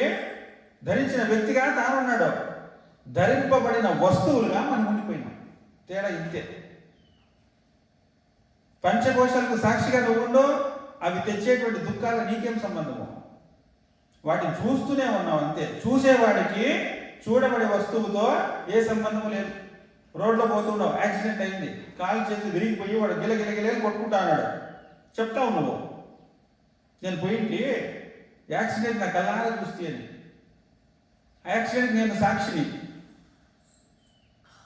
వాడు పొందే బాధ నీకుందా? లేదు. ఎందుకంటే నువ్వు చూస్తా ఉన్నావు. చూసే వ్యక్తికి చూడబడే వస్తువుతో ఏ సంబంధం లేదు. అట్లనే నీ శరీరాన్ని కూడా నువ్వు చూస్తానే ఉన్నావు, కానీ చూస్తున్నాను అనేటువంటి జ్ఞానాన్ని కోల్పోయి చూడబడే వస్తువుతో తాదాత్మ్యం చెంది ఇదే నేను అనుకున్న కారణం చేత ఇది పొందేటువంటి బాధలను దుఃఖాలను నువ్వు అనుభవిస్తూ ఉన్నావు.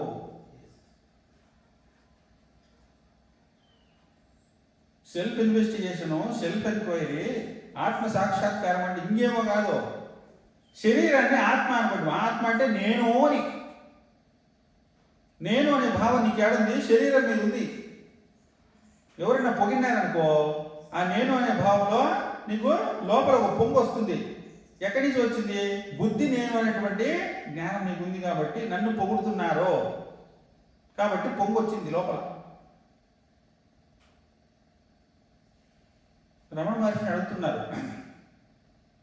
భగవాన్ ఇంత పెద్ద రాచపుండు అంటే ఈడు పుండు లేచింది అనుకోండి, ఈడు ముట్టుకుంటే కూడా భగ భగ భగ మండిపోతుంది.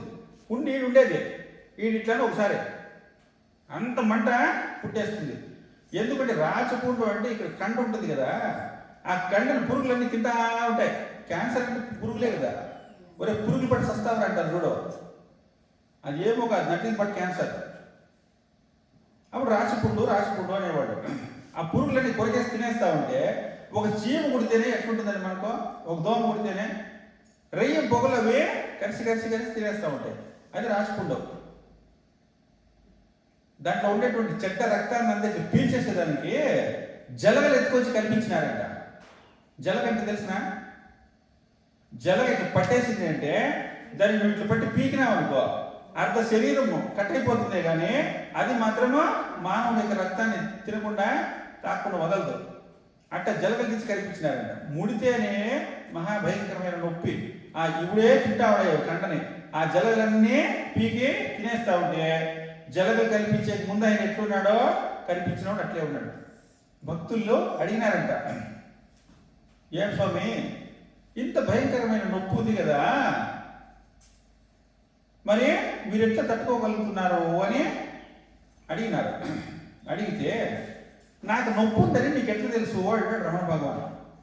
అయ్యో చూస్తానే ఉన్నాం స్వామి అంటాడు. అవును నేను కూడా చూస్తానే ఉన్నాను అంటాడు. చూస్తే నువ్వు నన్నెట్లా చూస్తున్నావో నేను కూడా నన్ను అట్లే చూస్తా ఉంటా. నువ్వు నన్ను వేరుగా చూస్తున్నావా లేదా, నేను కూడా నన్ను వేరుగానే చూస్తాను. అర్థమైనా? రమణ మహర్షి పొందే బాధ చూసే నీకుందా? నాకు కూడా లేదు. ఎందుకో నువ్వు ఎటు చూస్తా ఉండవో నేను అట్లా చూస్తా ఉన్నా అంటాడు. సాక్షి అనే పదానికి అర్థమో తెలిసిందే. దీన్ని నేను అనుకుంటే దీని సమస్త బాధలు ప్యాకేజ్, పంచకోశాల యొక్క ప్యాకేజ్ నెత్తిని మోసుకొని తిరుగుతా ఉన్నాం. క్షీరసాగర మదనం, అమృత భాండాన్ని బయటకు తీయాలంట. రాక్షసులకు దక్కదు. ఎవరు రాక్షసులు? స్థూలమైనటువంటి నామ రూపాలను పట్టుకున్న వాడే రాక్షసుడు, మోహిని. ఈ శరీర దృష్టి ఎవరికైతే ఉందో వాడే రాక్షసుడు. నీకెక్కడ దొరుకుతుంది అమృతము? దొరుకుతుందా? నామ రూపాలని వదిలేసి నిశ్చల నిరాకార అద్వయ ఆత్మయే సత్యము అనేటువంటి జ్ఞానముతో ఎవరైతే ఉన్నారో అమృతము, మృతము లేనిది, జనన మరణాలు లేనిది. చనిపోయినాడు చనిపోయినాడు చనిపోయినాడు అంటారు కదా. ఏది చనిపోయింది? శని పోయినాడు. నువ్వే చెప్తాడు పోయినాడు అని. దేహం వచ్చింది, దేహం పోయింది. ఎవరైతే ఈ పంచకోశాలు ధరించిన వ్యక్తి ఉన్నాడో వానికి మరణం లేదు. పోయినాడో ఇంకో శరీరాన్ని ధరించి మళ్ళీ వచ్చేస్తాడు. మన ఆయన పోయేసా వస్తాడు మళ్ళీ మీ ఇంటికే. జాడిపోతాడు. బా మా తాతయ్యే ఉంటాడు చూడు, వాడికి అన్ని మా తాతగారి పోలికలే అని చెప్పి తాత పేరు పెట్టేస్తావు. ఆయన కోట్ల కోట్ల ఆస్తులు సంపాదించి పెట్టేసి ఏడో ఎందుకు పుడతాడు ఆయన. వాడికి మళ్ళీ లక్షల లక్షలు పెట్టి వాడు చదివేద్దు మీ ఇంట్లోనే పుడతాడు. ఆయన ఆస్తి అంత ఇదే ఉంది కదా. రుణాల 100 రూపాయన పశు పత్తి సుతాలయ. రుణం ఉంటేనే సంతానం నీకు కలుగుతుంది. ఏం రుణమో? ఆయనదే ఆస్తి. చట్టం చూడండి ఎట్లుందో. తండ్రి ఆస్తి పైన కొడుక్కి హక్కు లేదు. తండ్రి ఆస్తి పైన కొడుక్కి హక్కు లేదు.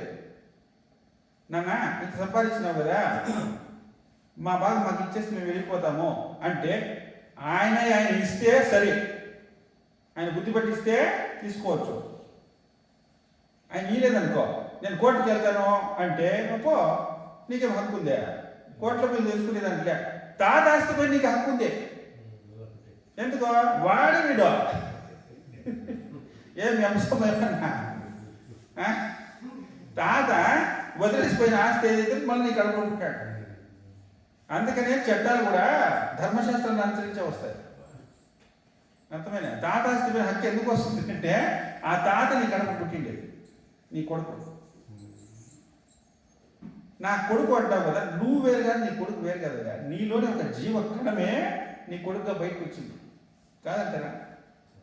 అందుకే వాడికి హక్కు లేదు. ఇద్దరు కాదు, మీరు ఇద్దరు ఒకటే. నీకు ఇచ్చేది నువ్వు తీసుకునేది తాతాస్తి పైన ఉందంట.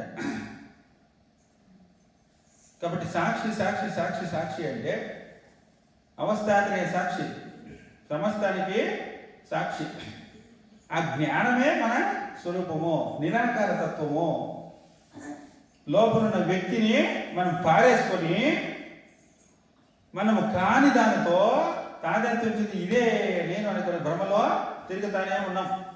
నువ్వెవరో గుర్తు చేస్తుంది భాగవతం, ఇంతే, ఇంకేమి కాదు. నువ్వెవరో గుర్తు చేస్తుంది. అందుకనే శరీరం యొక్క తాదాత్మ్యాన్ని వదలండి. ధ్యానం ఎందుకు చేపిస్తారు అంటే కనీసం ధ్యానంలోనైనా ఈ పంచకోశాలను వదిలి ఆ ధ్యానంలోనైనా నిన్ను నువ్వు చూసుకుంటావు అని. ఈ పంచకోశాలను వదిలి ధ్యానంలో నిన్ను చూసుకునేటువంటి దీనికి 7 రోజులు పడుతుంది. తిరువన్నామలలో మేము చేసింది ఇదే సప్తాహమే, ఇంకేమీ లెక్కతలే ఏమీ లే. పంచకోశాల్లో ఒక్కొక్క కోశాన్ని వదులుకుంటూ తనను తాను గుర్తించేటువంటి ధ్యాన పద్ధతిని నేర్చుకోవాలంటే 7 రోజులు పడుతుంది. ఒక్కొక్క స్టెప్ బై స్టెప్ పొందింది ఏమి లేదు, నిన్ను నువ్వు పొందుతావు అంతే. తాత్కాలికంగా ఏమైనా తనను తాను గుర్తించగలిగితే ఇక తన సాధన తాను చేసుకుంటాడు. అనగనగా అనగనగా రాగ మతిశయిల్లు చుండు తినగ వేము తీయనుండు సాధనము వలన పనులు సమకూరు ధరలోన విశ్వదాభిరామ వినరవేమ. రాక్షసులు దేవతలు ఇంట్లో కూర్చుంటే సముద్రం బయటలో నుంచి బయటకు వస్తుందా? ఎంత సాధన చేసినారు వారు, ఎన్ని కష్టాలు పడినారు కదా. విషము అంటే ఎన్ని రహస్యాలు చెప్తామండి, ఎంత చెప్తావు కదా. చెప్పినంత ఉంది, ఒక్కొక్క దాన్ని లాగుతూ ఉంటే బయటకు వస్తూ ఉంటాయి. ధ్యానం చేస్తూ ఉన్నప్పుడు నీకు ఏకాగ్రత కుదిరినప్పుడు కుండలి శక్తి రైజ్ అవుతుంది. మన నాడీ వ్యవస్థలో ఎన్ని నాడులు ఉన్నాయి చెప్పండి, ఎన్నున్నాయి నాడులో?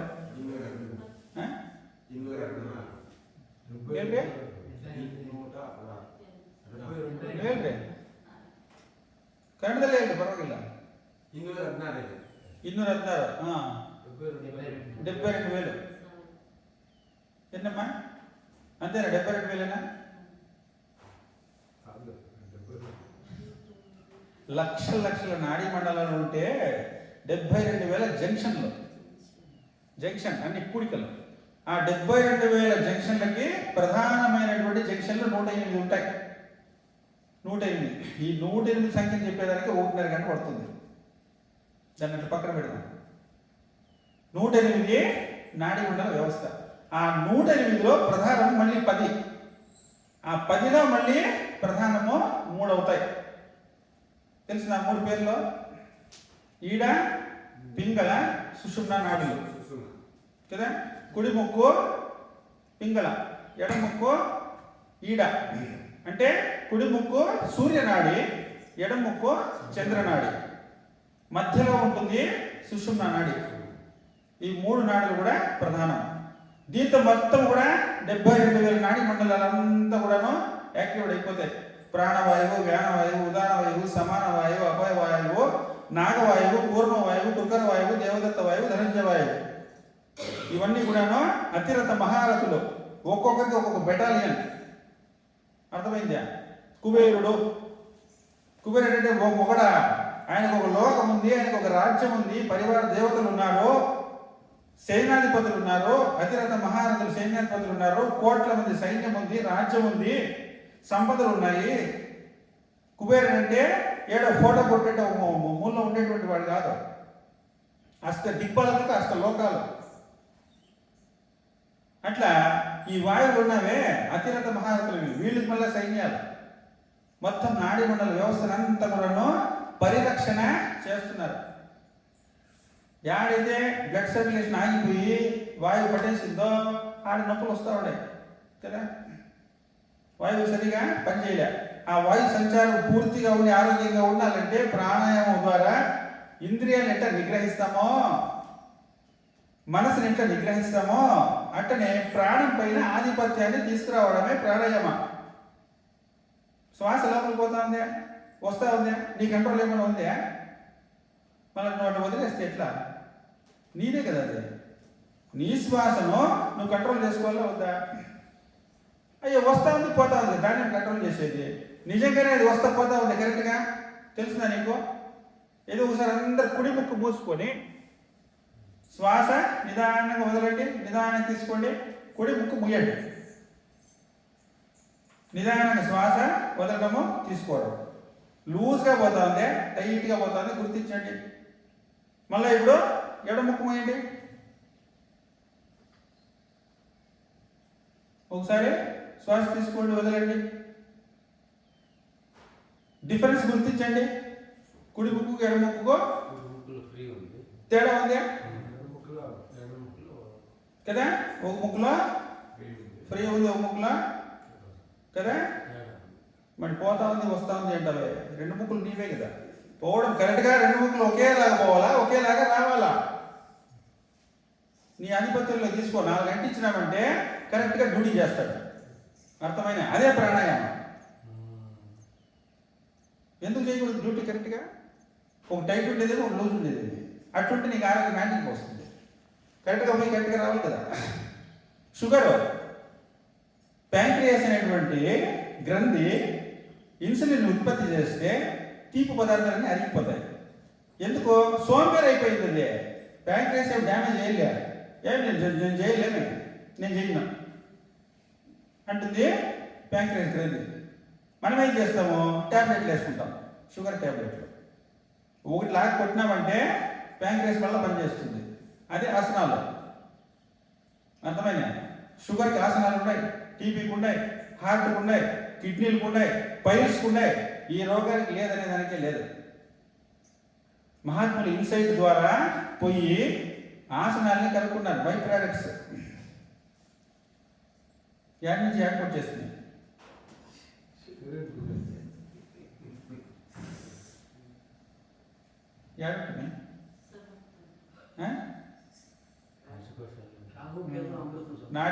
నాడీ మండలాలు కదా. ఎందుకు వచ్చిన నాడీ మండలం? ఇంకా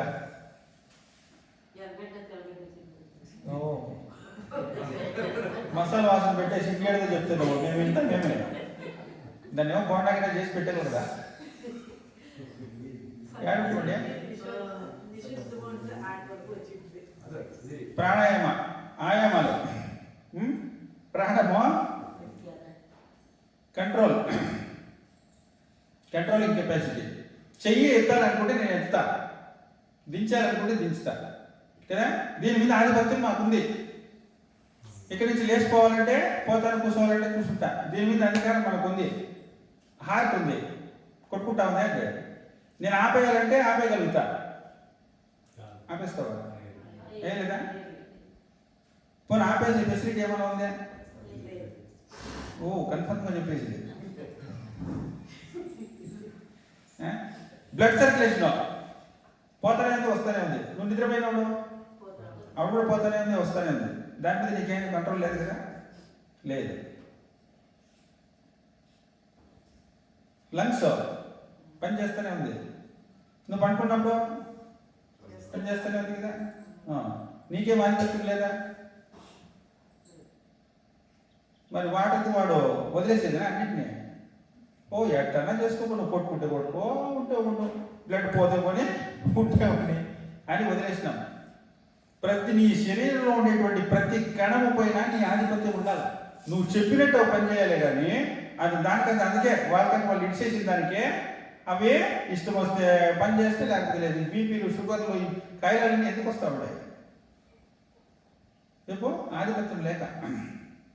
హఠయోగంలో వస్తాయి. మనమేం అంత పెద్ద సాధన చేసి పని లేదు.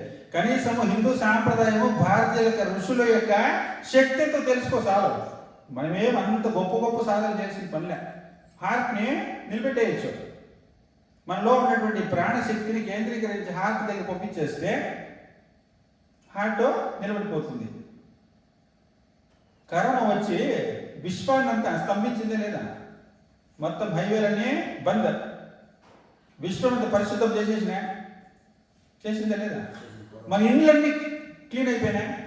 ఎందుకో ఆఫీస్కి పోయిపోయినా ఉద్యోగాలు చేసే పనిలే. భర్తలంతా ఇంట్లోనే ఉంటారు. కిటికీలు వాకిలు గుడిసేది, ఫ్యాన్ గుడిసేది, పాత సామాన్లు కడిగేది, డబ్బాలు పట్టి పక్కన పోసి డబ్బాలు కడిగేసి మళ్ళీ డబ్బాలకి సామాన్లు వేసేది. ఎక్కడ చెత్త చెదారు అంతా బయటకు వచ్చేసి ఇండ్లు క్లీన్ అయిపోయా, శరీరాలు క్లీన్ అయిపోయా. కొంతమంది ఆధ్యాత్మిక గ్రంథాలు చదివినారంట, విష్ణు సహస్రం నేర్చుకున్నారు, పారాయణ చేసినారు. మనస్సు శుద్ధాయ, శరీరం శుద్ధాయ, విశ్వమే శుద్ధ అయిపోయా, ఓజోన్ పొర కూడా శుద్ధమైపోయినట్ట. అంటే ఏదైనా బంద్ అయితే శుద్ధమో ప్రకృతి చేసేస్తుంది. ఏకాదశి ఉపవాసాలు ఎందుకు చేస్తారండి?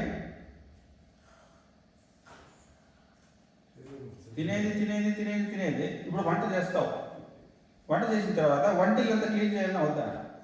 క్లీన్ చేయాలి కదా. క్లీన్ చేయకూడదు. వంటిల్లో వారం రోజులు వంట చేస్తూనే ఉండండి. క్లీన్ చేయొద్దండి. అయితే వంట చేసేకే అయ్యలే.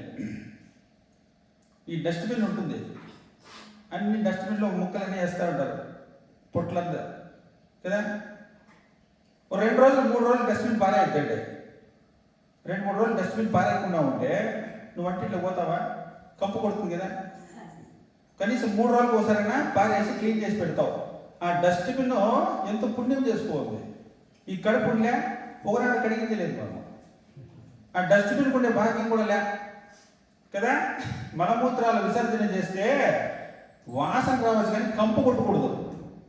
అర్థమైనా? కంపు కొడితే ఇంకా విచిత్రం చూడండి. లెట్రిన్ ఈ బాక్స్ తీసుకుని వచ్చి ఫిట్ చేస్తాం కదా, ఆ రోజు అది వాసన ఉందా? లేదు. పోనీ తిన్నటువంటి పదార్థాలు వాసన ఉన్నాయా? లేదు. ఎక్కడి నుంచి వచ్చింది ఈ వాసన లెట్రిన్కి? వాళ్ళేమో టీవీలో చూపిస్తారు, మా కంపెనీది కొనండి, మా కంపెనీది కొనండి అని. ఒరే, వాసన ఉండేది ఆడ, కడిగేది ఆడ. లెట్రిన్లో వాసన ఉందా? నువ్వు ఎన్ని షాంపూలు వేసి ఎన్ని ఆసిడ్లు వేసి కడిగితే కడుక్కోవాల్సింది నీ కడపరా నాయన. ఇక్కడి నుంచి కదా వాసన దానికి వస్తూ ఉంటుంది. లెట్రిన్ కడిగితే ఏం ప్రయోజనమో? కడగాల్సింది ఆడ, కడుపులు కడుక్కోవాలి. కాబట్టి బాహ్యాభ్యంతర శుచి, ఆ శుచిత్వం లేకుండా పరిశుద్ధమైన పరమాత్మని ఎట్లా జరుపుకుంటావు? పతంజలి అష్టాంగ యోగంలో మొట్టమొదటి సూత్రమే యమ, నియమ, ఆసన, ప్రాణాయామ, ప్రత్యాహార, ధారణ, ధ్యాన సమాధిలో యమ అంటేనే శౌచ, సంతోష, తపహ, ఈశ్వర ప్రణిధానాన్ని యమ. మొట్టమొదటి సూత్రమే యమ, శౌచ. కాబట్టి ప్రతిదానిపైన ఆధిపత్యాన్ని కలిగి ఉంటేనే నువ్వు అన్నమయ కోశాన్ని దాడతావు. అయినా అమృతత్వము రాక్షసులకు ఎందుకు లేదు అంటే, సత్వగుణ సంపన్నుడైనటువంటి వాడే దేవతలు అవుతారు. తమోగుణ రజోగుణ ప్రధానులు రాక్షసులు అవుతారు. మరి వాడికి జనన మరణాలే. రాక్షసుడు అంటే ఎవరు? స్థూల దృష్టి కలిగినటువంటి వాడు. మోహిని స్థూల రూపాన్ని చూసి అసలైన తత్వాన్ని వదిలేస్తుంది. ఈ జగత్తే మోహిని. ధన వ్యామోహం, స్త్రీ వ్యామోహం, పుత్ర వ్యామోహం, పదవి వ్యామోహం, చదువు వ్యామోహం, విద్యా వ్యామోహం, అదే మోహిని. రాక్షసులే మోహిని యొక్క వలలో పడి అమృత భాగాన్ని చేతులు పెట్టేసి నన్ను నేనే సమర్పించుకునేసి కదా. అమృతం అంటే ఏమి? నేనే నన్ను మోహిని చేతులు పెట్టేసిన అంటే పుట్టినప్పటి నుండి ఇప్పటి వరకు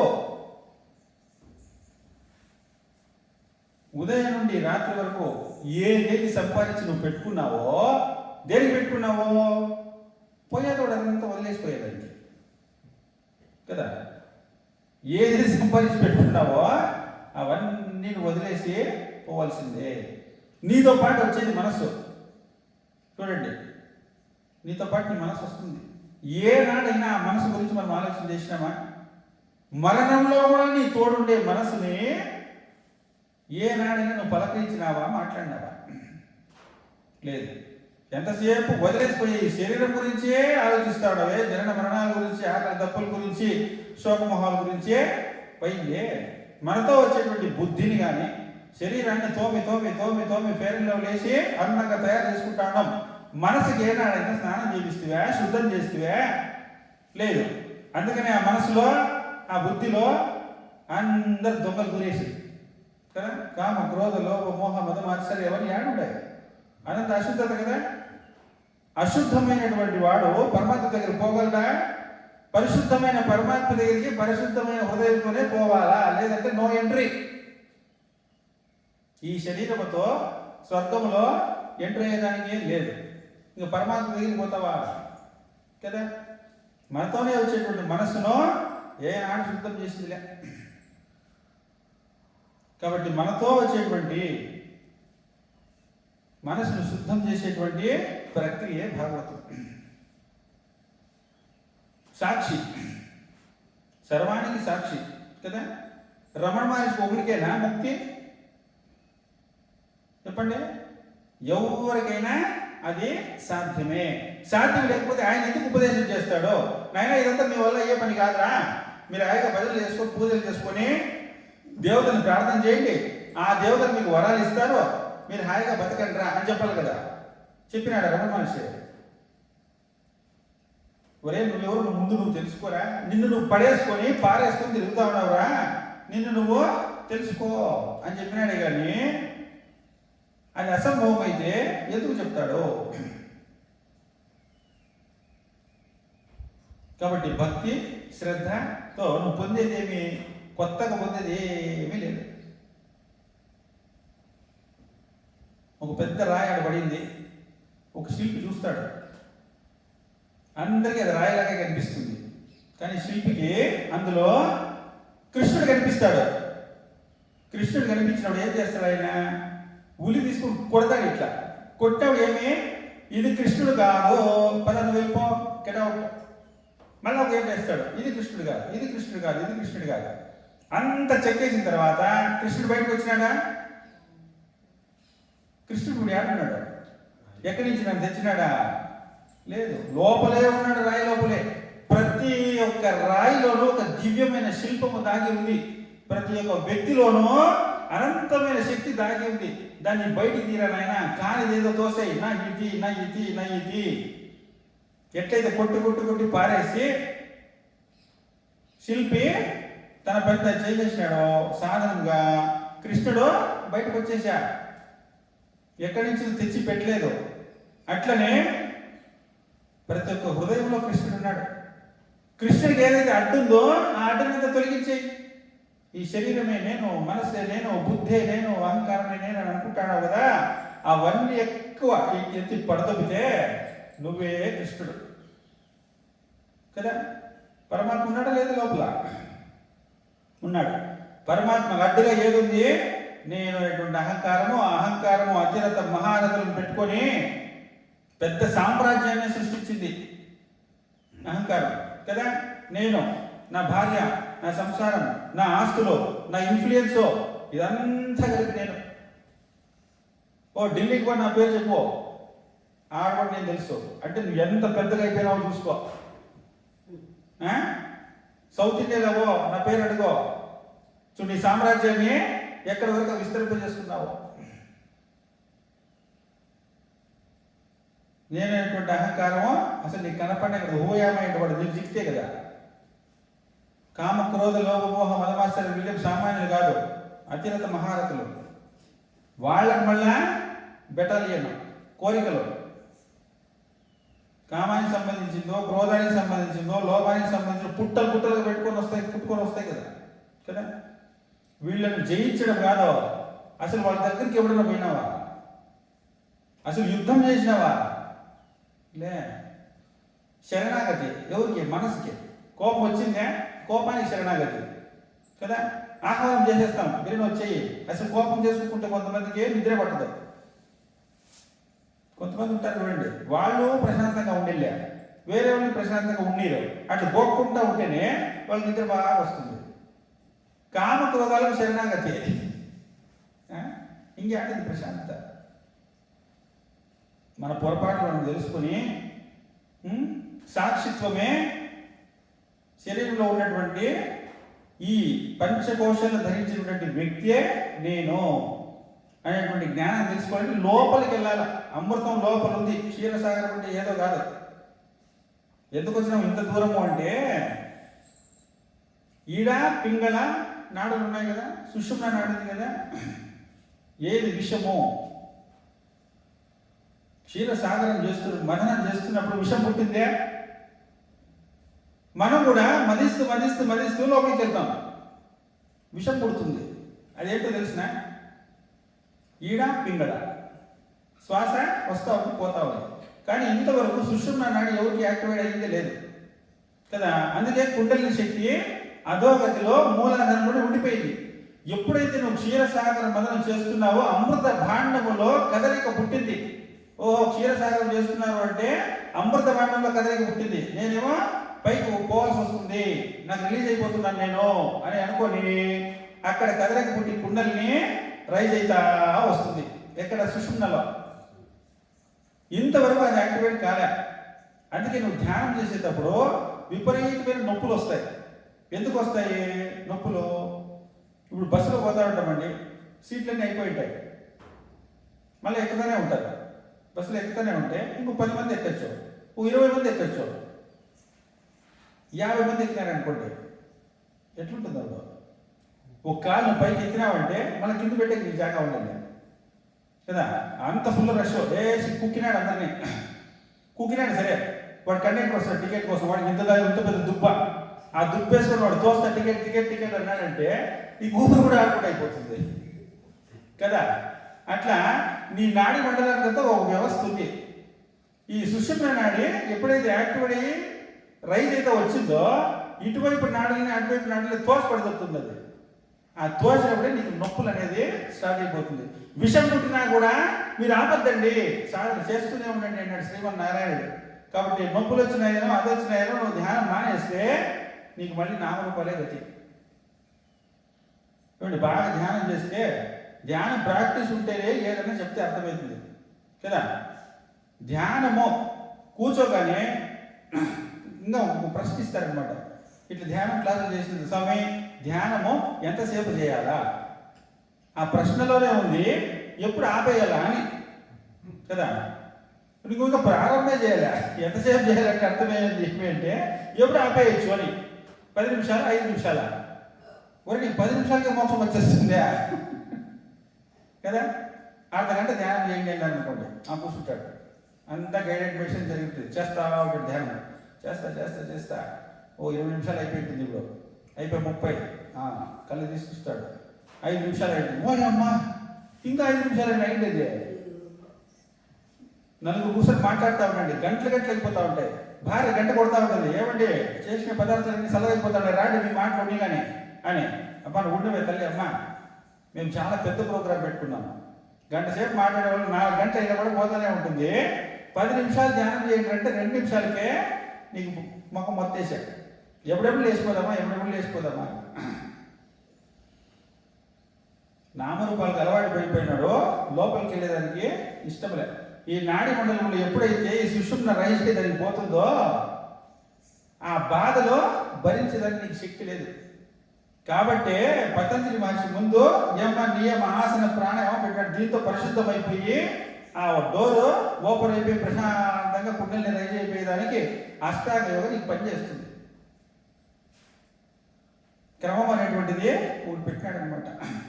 కాబట్టి ఒక ఫిక్సేషన్ అనేది, ఒక కమిట్మెంట్ అనేది ఉండాలి. అర్ధగంట ధ్యానము, గంట ధ్యానం అంటే కదిలేదిలే మెదిలేదిలే ప్రళయం రానిగాక నేను ఈ సాధన చేసి. అందుకే కదండి డిసిప్లిన్ నేర్పించేది, క్రమశిక్షణ ఎందుకు నేర్పిస్తారు సాధకులకు? తమోగుణం అనేటువంటిది ఉండకూడదు, రజోగుణం ఉండకూడదు. ఇన్ని గంటలకు లేయాలంటే అన్ని గంటలకే లేయాలా, ఇన్ని గంటలకు తినాలంటే అన్ని గంటలకే తినాలా. క్రమశిక్షణ ఉంటేనే మరి సాధన చేయగలరు. క్రమశిక్షణ లేకపోతే ఇష్టం ఉంటే చేస్తాం, లేకపోతే లే. టైం ఉంటే మేము కూడా ధ్యానం చేస్తాము, లేకపోతే లేదు. ఎవరి కోసం చేస్తావు? నీకోసమే కదా. కాబట్టి యోగ మార్గంలో పోయేటువంటి వాళ్ళకి ఇది. మరి జ్ఞాన మార్గంలో, యోగ మార్గంలో పోతే కాన్షియస్ ఎవల్యూషన్, జ్ఞాన మార్గంలో పోతే అన్కాన్షియస్ ఎవల్యూషన్. నీకు తెలియకుండా ఆ చక్రాలు దాటుకుంటా వచ్చేస్తూ ఉంటుంది అనమాట. దీని గురించి రామకృష్ణ పరమహంస తర్వాత కొన్ని ప్రాక్టికల్స్ వాళ్ళ అనుభవాలన్నీ చెప్పినారు. అయింది టైం. క్షీరసాగర్ ఎందుకంటే ఉత్త కథలే చెప్పుకుంటా పోతే మనము ఏమి కథలు మనకు తెలియవా? తెలుసా? తెలుసు. టీవీలో వస్తూ ఉంటాయి, నాటకాలు చూసినాము, సినిమాలు చూసినాము. దండిగా పాత సినిమాలన్నీ కూడాను ఎన్టీ రామారావు సినిమాలు చూసినాడు కదా, అన్ని పౌరాణిక కథలు దండి చూసినాము. దాని యొక్క అంతరార్థం ఏమి, ఎందుకు పెట్టినారో. అందుకని ప్రభు సంహితలు, కాంతా సంహితలు, మిత్ర సంహితలు, వేదం ఏం చెప్పిందో దాన్నే కథ రూపంలో మనకు అందిస్తారనమాట. అంతరార్థాన్ని తెలుసుకుంటే ఓహో క్షీరసాగరం అంటే ఏదో దేవలోకంలో జరిగేది కాదయ్యా, సత్వగుణ సంపన్నుడైతే నువ్వే దేవత. ఇతర గాయకి మద్భక్త దత్త దిష్ట ఆమె నారద అన్నాడు పరమాత్మ. కాబట్టి క్షీరసాగర మదనం అంటే ఎక్కడో దేవలోకంలో జరిగిందని కాదు. మనం కూడా క్షీరసాగర మదనం చేస్తే అమృతం బయటకు వస్తుంది. జనన మరణాల నుండి తప్పించుకొని నిన్ను నువ్వు పొంది ఇక ఆత్యంతిక దుఃఖ నివృత్తి, పరమానంద ప్రాప్తి. ఒక్కొక్క దుఃఖాన్ని పోగొట్టుకునేదానికి నువ్వు ప్రయత్నం చేయాల్సిన పనిలే. నువ్వే ఆనంద స్వరూపుడు, సత్యస్వరూపుడు. ఏ వ్యక్తి ద్వారా నీకు ఆనందం రావాల్సిన పని లేదు, ఏ వస్తువు ద్వారా నీకు ఆనందం రావాల్సిన పని లేదు. నువ్వే ఆనందానికి అధికారి. నీ స్వరూపమే ఆనందం, దుఃఖం కాదు. మన యొక్క స్వరూపం జరుగుతానే ఉండండి, మనకు తెలియ. ఇప్పుడు నీకు బోర్ కొడుతుంది, నువ్వేం చేస్తావు? టీవీ ఆన్ చేస్తావు. టీవీ ఆన్ చేస్తే మంచి సినిమా వస్తుంది అనుకోండి, అప్పుడు ఏం జరుగుతా ఉంది అక్కడ అన్నప్పుడు నిన్ను నువ్వు ఎత్తి టీవీలో పడేసినావు. అర్థమైందా? నీ మనోబుద్ధులు నీ దగ్గర లేవో, టీవీలో స్విమ్మింగ్ చేసుకుంటా ఉన్నాయి. అసలు ఏం జరుగుతుందో గమనించండి. నీ మనోబుద్ధులు నీ దగ్గర లేవు, టీవీలో స్విమ్మింగ్ చేసుకుంటా ఉన్నాయి. ఇంతవరకు బోర్ ఎందుకు కొట్టింది? ఆ మనోబుద్ధులు నా దగ్గర ఉన్నాయి కాబట్టి బోర్ కొట్టింది. అంటే నీకు నువ్వే బోరు, నీకు నువ్వే బరువు. టీవీ వేసేస్తే దాంట్లో స్విమ్మింగ్ చేసుకుంటా ఉన్నాయి. అయిపోయాడు, ఎంతసేపు చూస్తావు? వచ్చేసింది. మళ్ళీ బరువు ఎక్కిపోయావు. ఏమే కొంచెం కాఫీ పెట్టు, కాఫీ గమ్మగా తెచ్చిచ్చినారు. ఇప్పుడు కాఫీ కప్పులో దుక్కేసినావు నువ్వు, మళ్ళీ దాంట్లో స్విమ్మింగ్ చేసుకుంటా ఉన్నావు. ఎంతసేపు కాఫీ తాగుతావు? మళ్ళీ ఇంకొక ఫోన్ చేస్తావు, దాంట్లో నువ్వు డిమాండ్ అయిపోతుంది. నిన్ను నువ్వు ఎత్తి పారేస్తాడు ప్రపంచంలో, ఆడ ఈడ ఈడ ఈడ ఈడ పారేసుకుంటా ఉన్నావు. ఏం పని చేయకుండా నువ్వు కూసో. నువ్వు ఎంత బరువో, నువ్వెంత బోరో నీకు తెలుస్తుంది. ఏం పని చేయొద్దు, ఊరికి రూమ్లో వాక్ చేసుకుని కూసో. నువ్వు ధ్యానం కూడా చేయొద్దు, నువ్వు ధ్యానం చేయొద్దు, జపం చేయొద్దు, యోగం చేయొద్దు, చదవద్దు. నువ్వు రూమ్లోకి పోయి వాక్ చేసుకుని కూసో.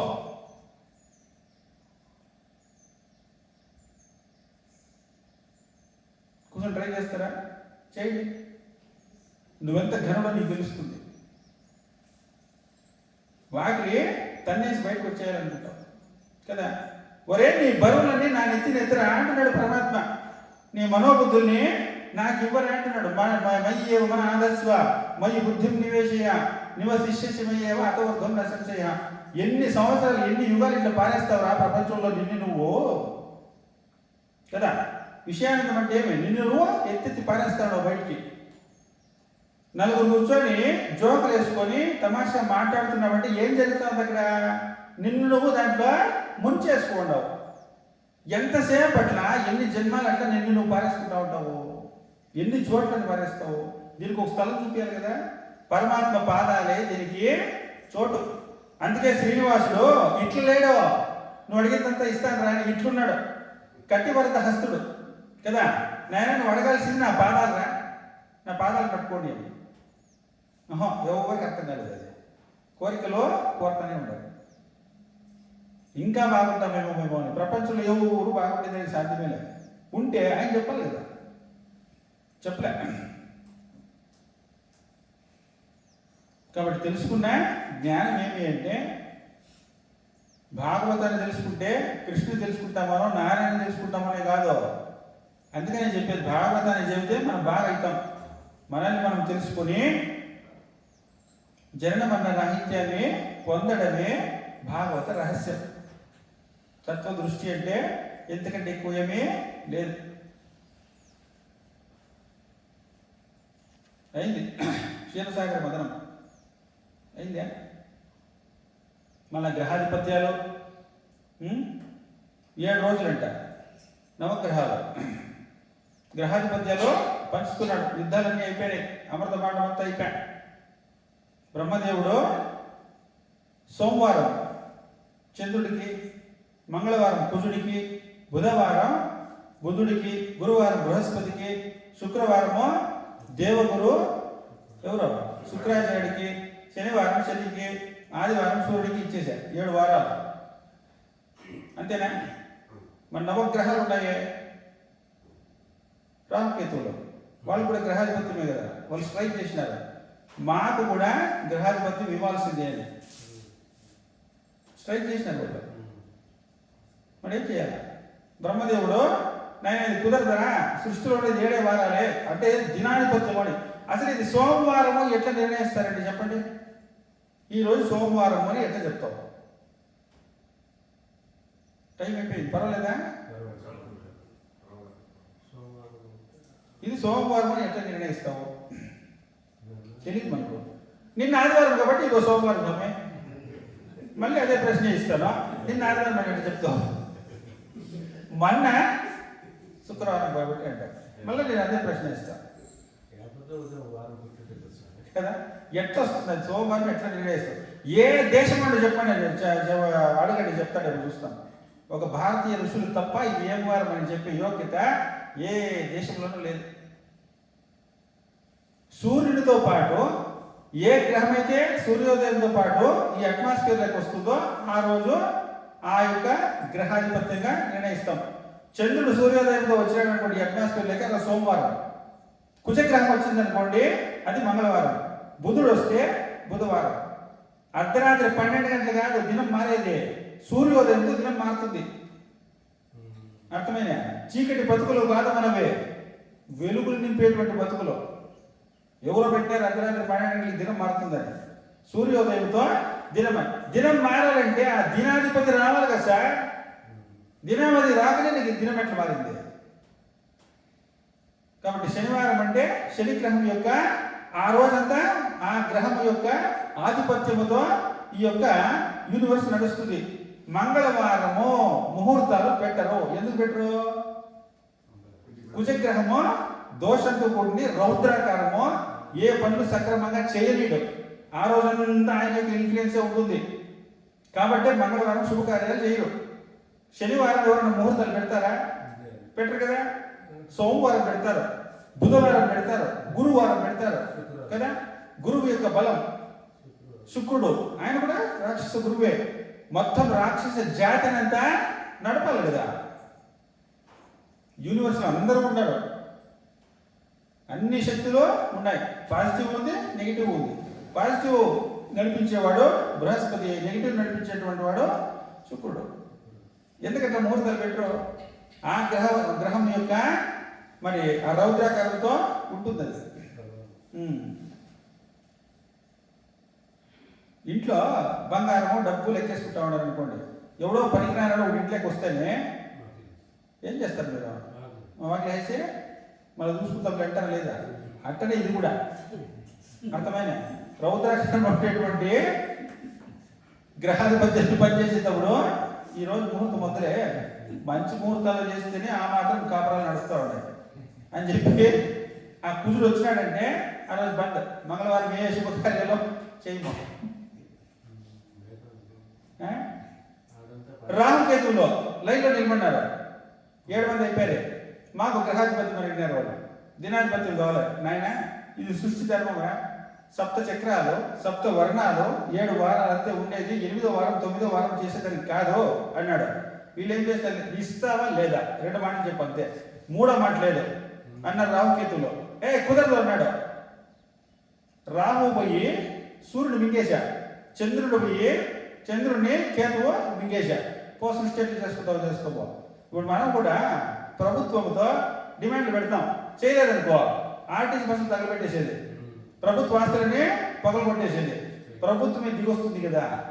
అట్లా బ్రహ్మదేవుడే ప్రభుత్వం, విశ్వానికంతా ప్రభుత్వ ఆస్తుల్ని ధ్వంసం చేసేస్తా ఉంటారు. చూడండి, రాహు కేతువులు సూర్యచంద్రులు మింగేసేది. సూర్యచంద్రులే లేకపోతే ప్రభుత్వం పనిచేస్తుందే. ఈయన కూపరాడు, తలకాయేమో 4 ఉన్నాయి, ఒక తలకాయ పని చేయలే, ఉండే జండు బొమ్మలన్నీ రాకేశా. ఏం చేసేది అర్థం కాలే. దినాధిపతి మీకపోతే వాళ్ళు వదలరు. పోనీ ఇస్తామా అంటే అసలు నాకుండే రూల్స్ నాకున్నాయి కదా. 9 వారాలు ఎండ పెట్టేకైంది, ఉండేది 7 వారాలే. ఒరే నేను ముందు వదిలేయండి వాళ్ళని, వదిలేయండి అన్నాడు. ఈ గ్రహణం పట్టేది అన్నారు చూడు, వదిలేసినాడు. ఇస్తావా లేదా? సరే నాయన కొంచెం కూర్చోండిరా, ఈ టీ కదా తాగండిరా నాయన. ఏమి సూర్యచంద్రులు లేకుండా అసలు ఇంతసేపు ఉండేది గొప్ప. ఇది కూల్ డ్రింక్ తీసుకో, కొంచెం శాంతపడండి, నాకు రోజు అట్లా టైం ఏంటి అన్నాడు. ఆలోచించి రాహుతో చెప్తున్నాడు, నాయన రోజుకి 1.5 గంట నీ ఇన్ఫ్లుయెన్స్.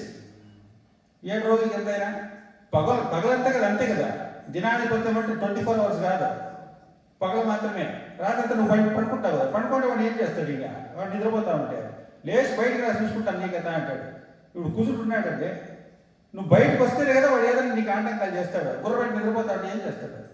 కాబట్టి పగలు మాత్రమే.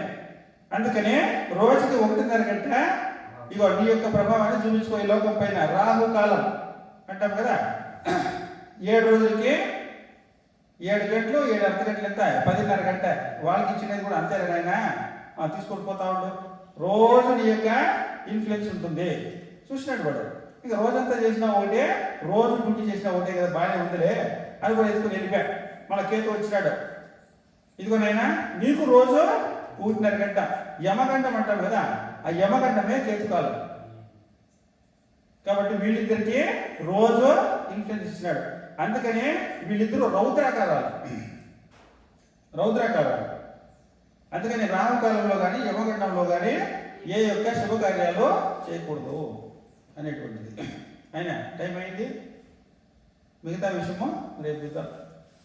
ఓం సర్వే భవంతు సుఖినః, సర్వే సంతు నిరామయాః, సర్వే భద్రాణి పశ్యంతు, మా కస్య దుఃఖభాగ్ భవేత్.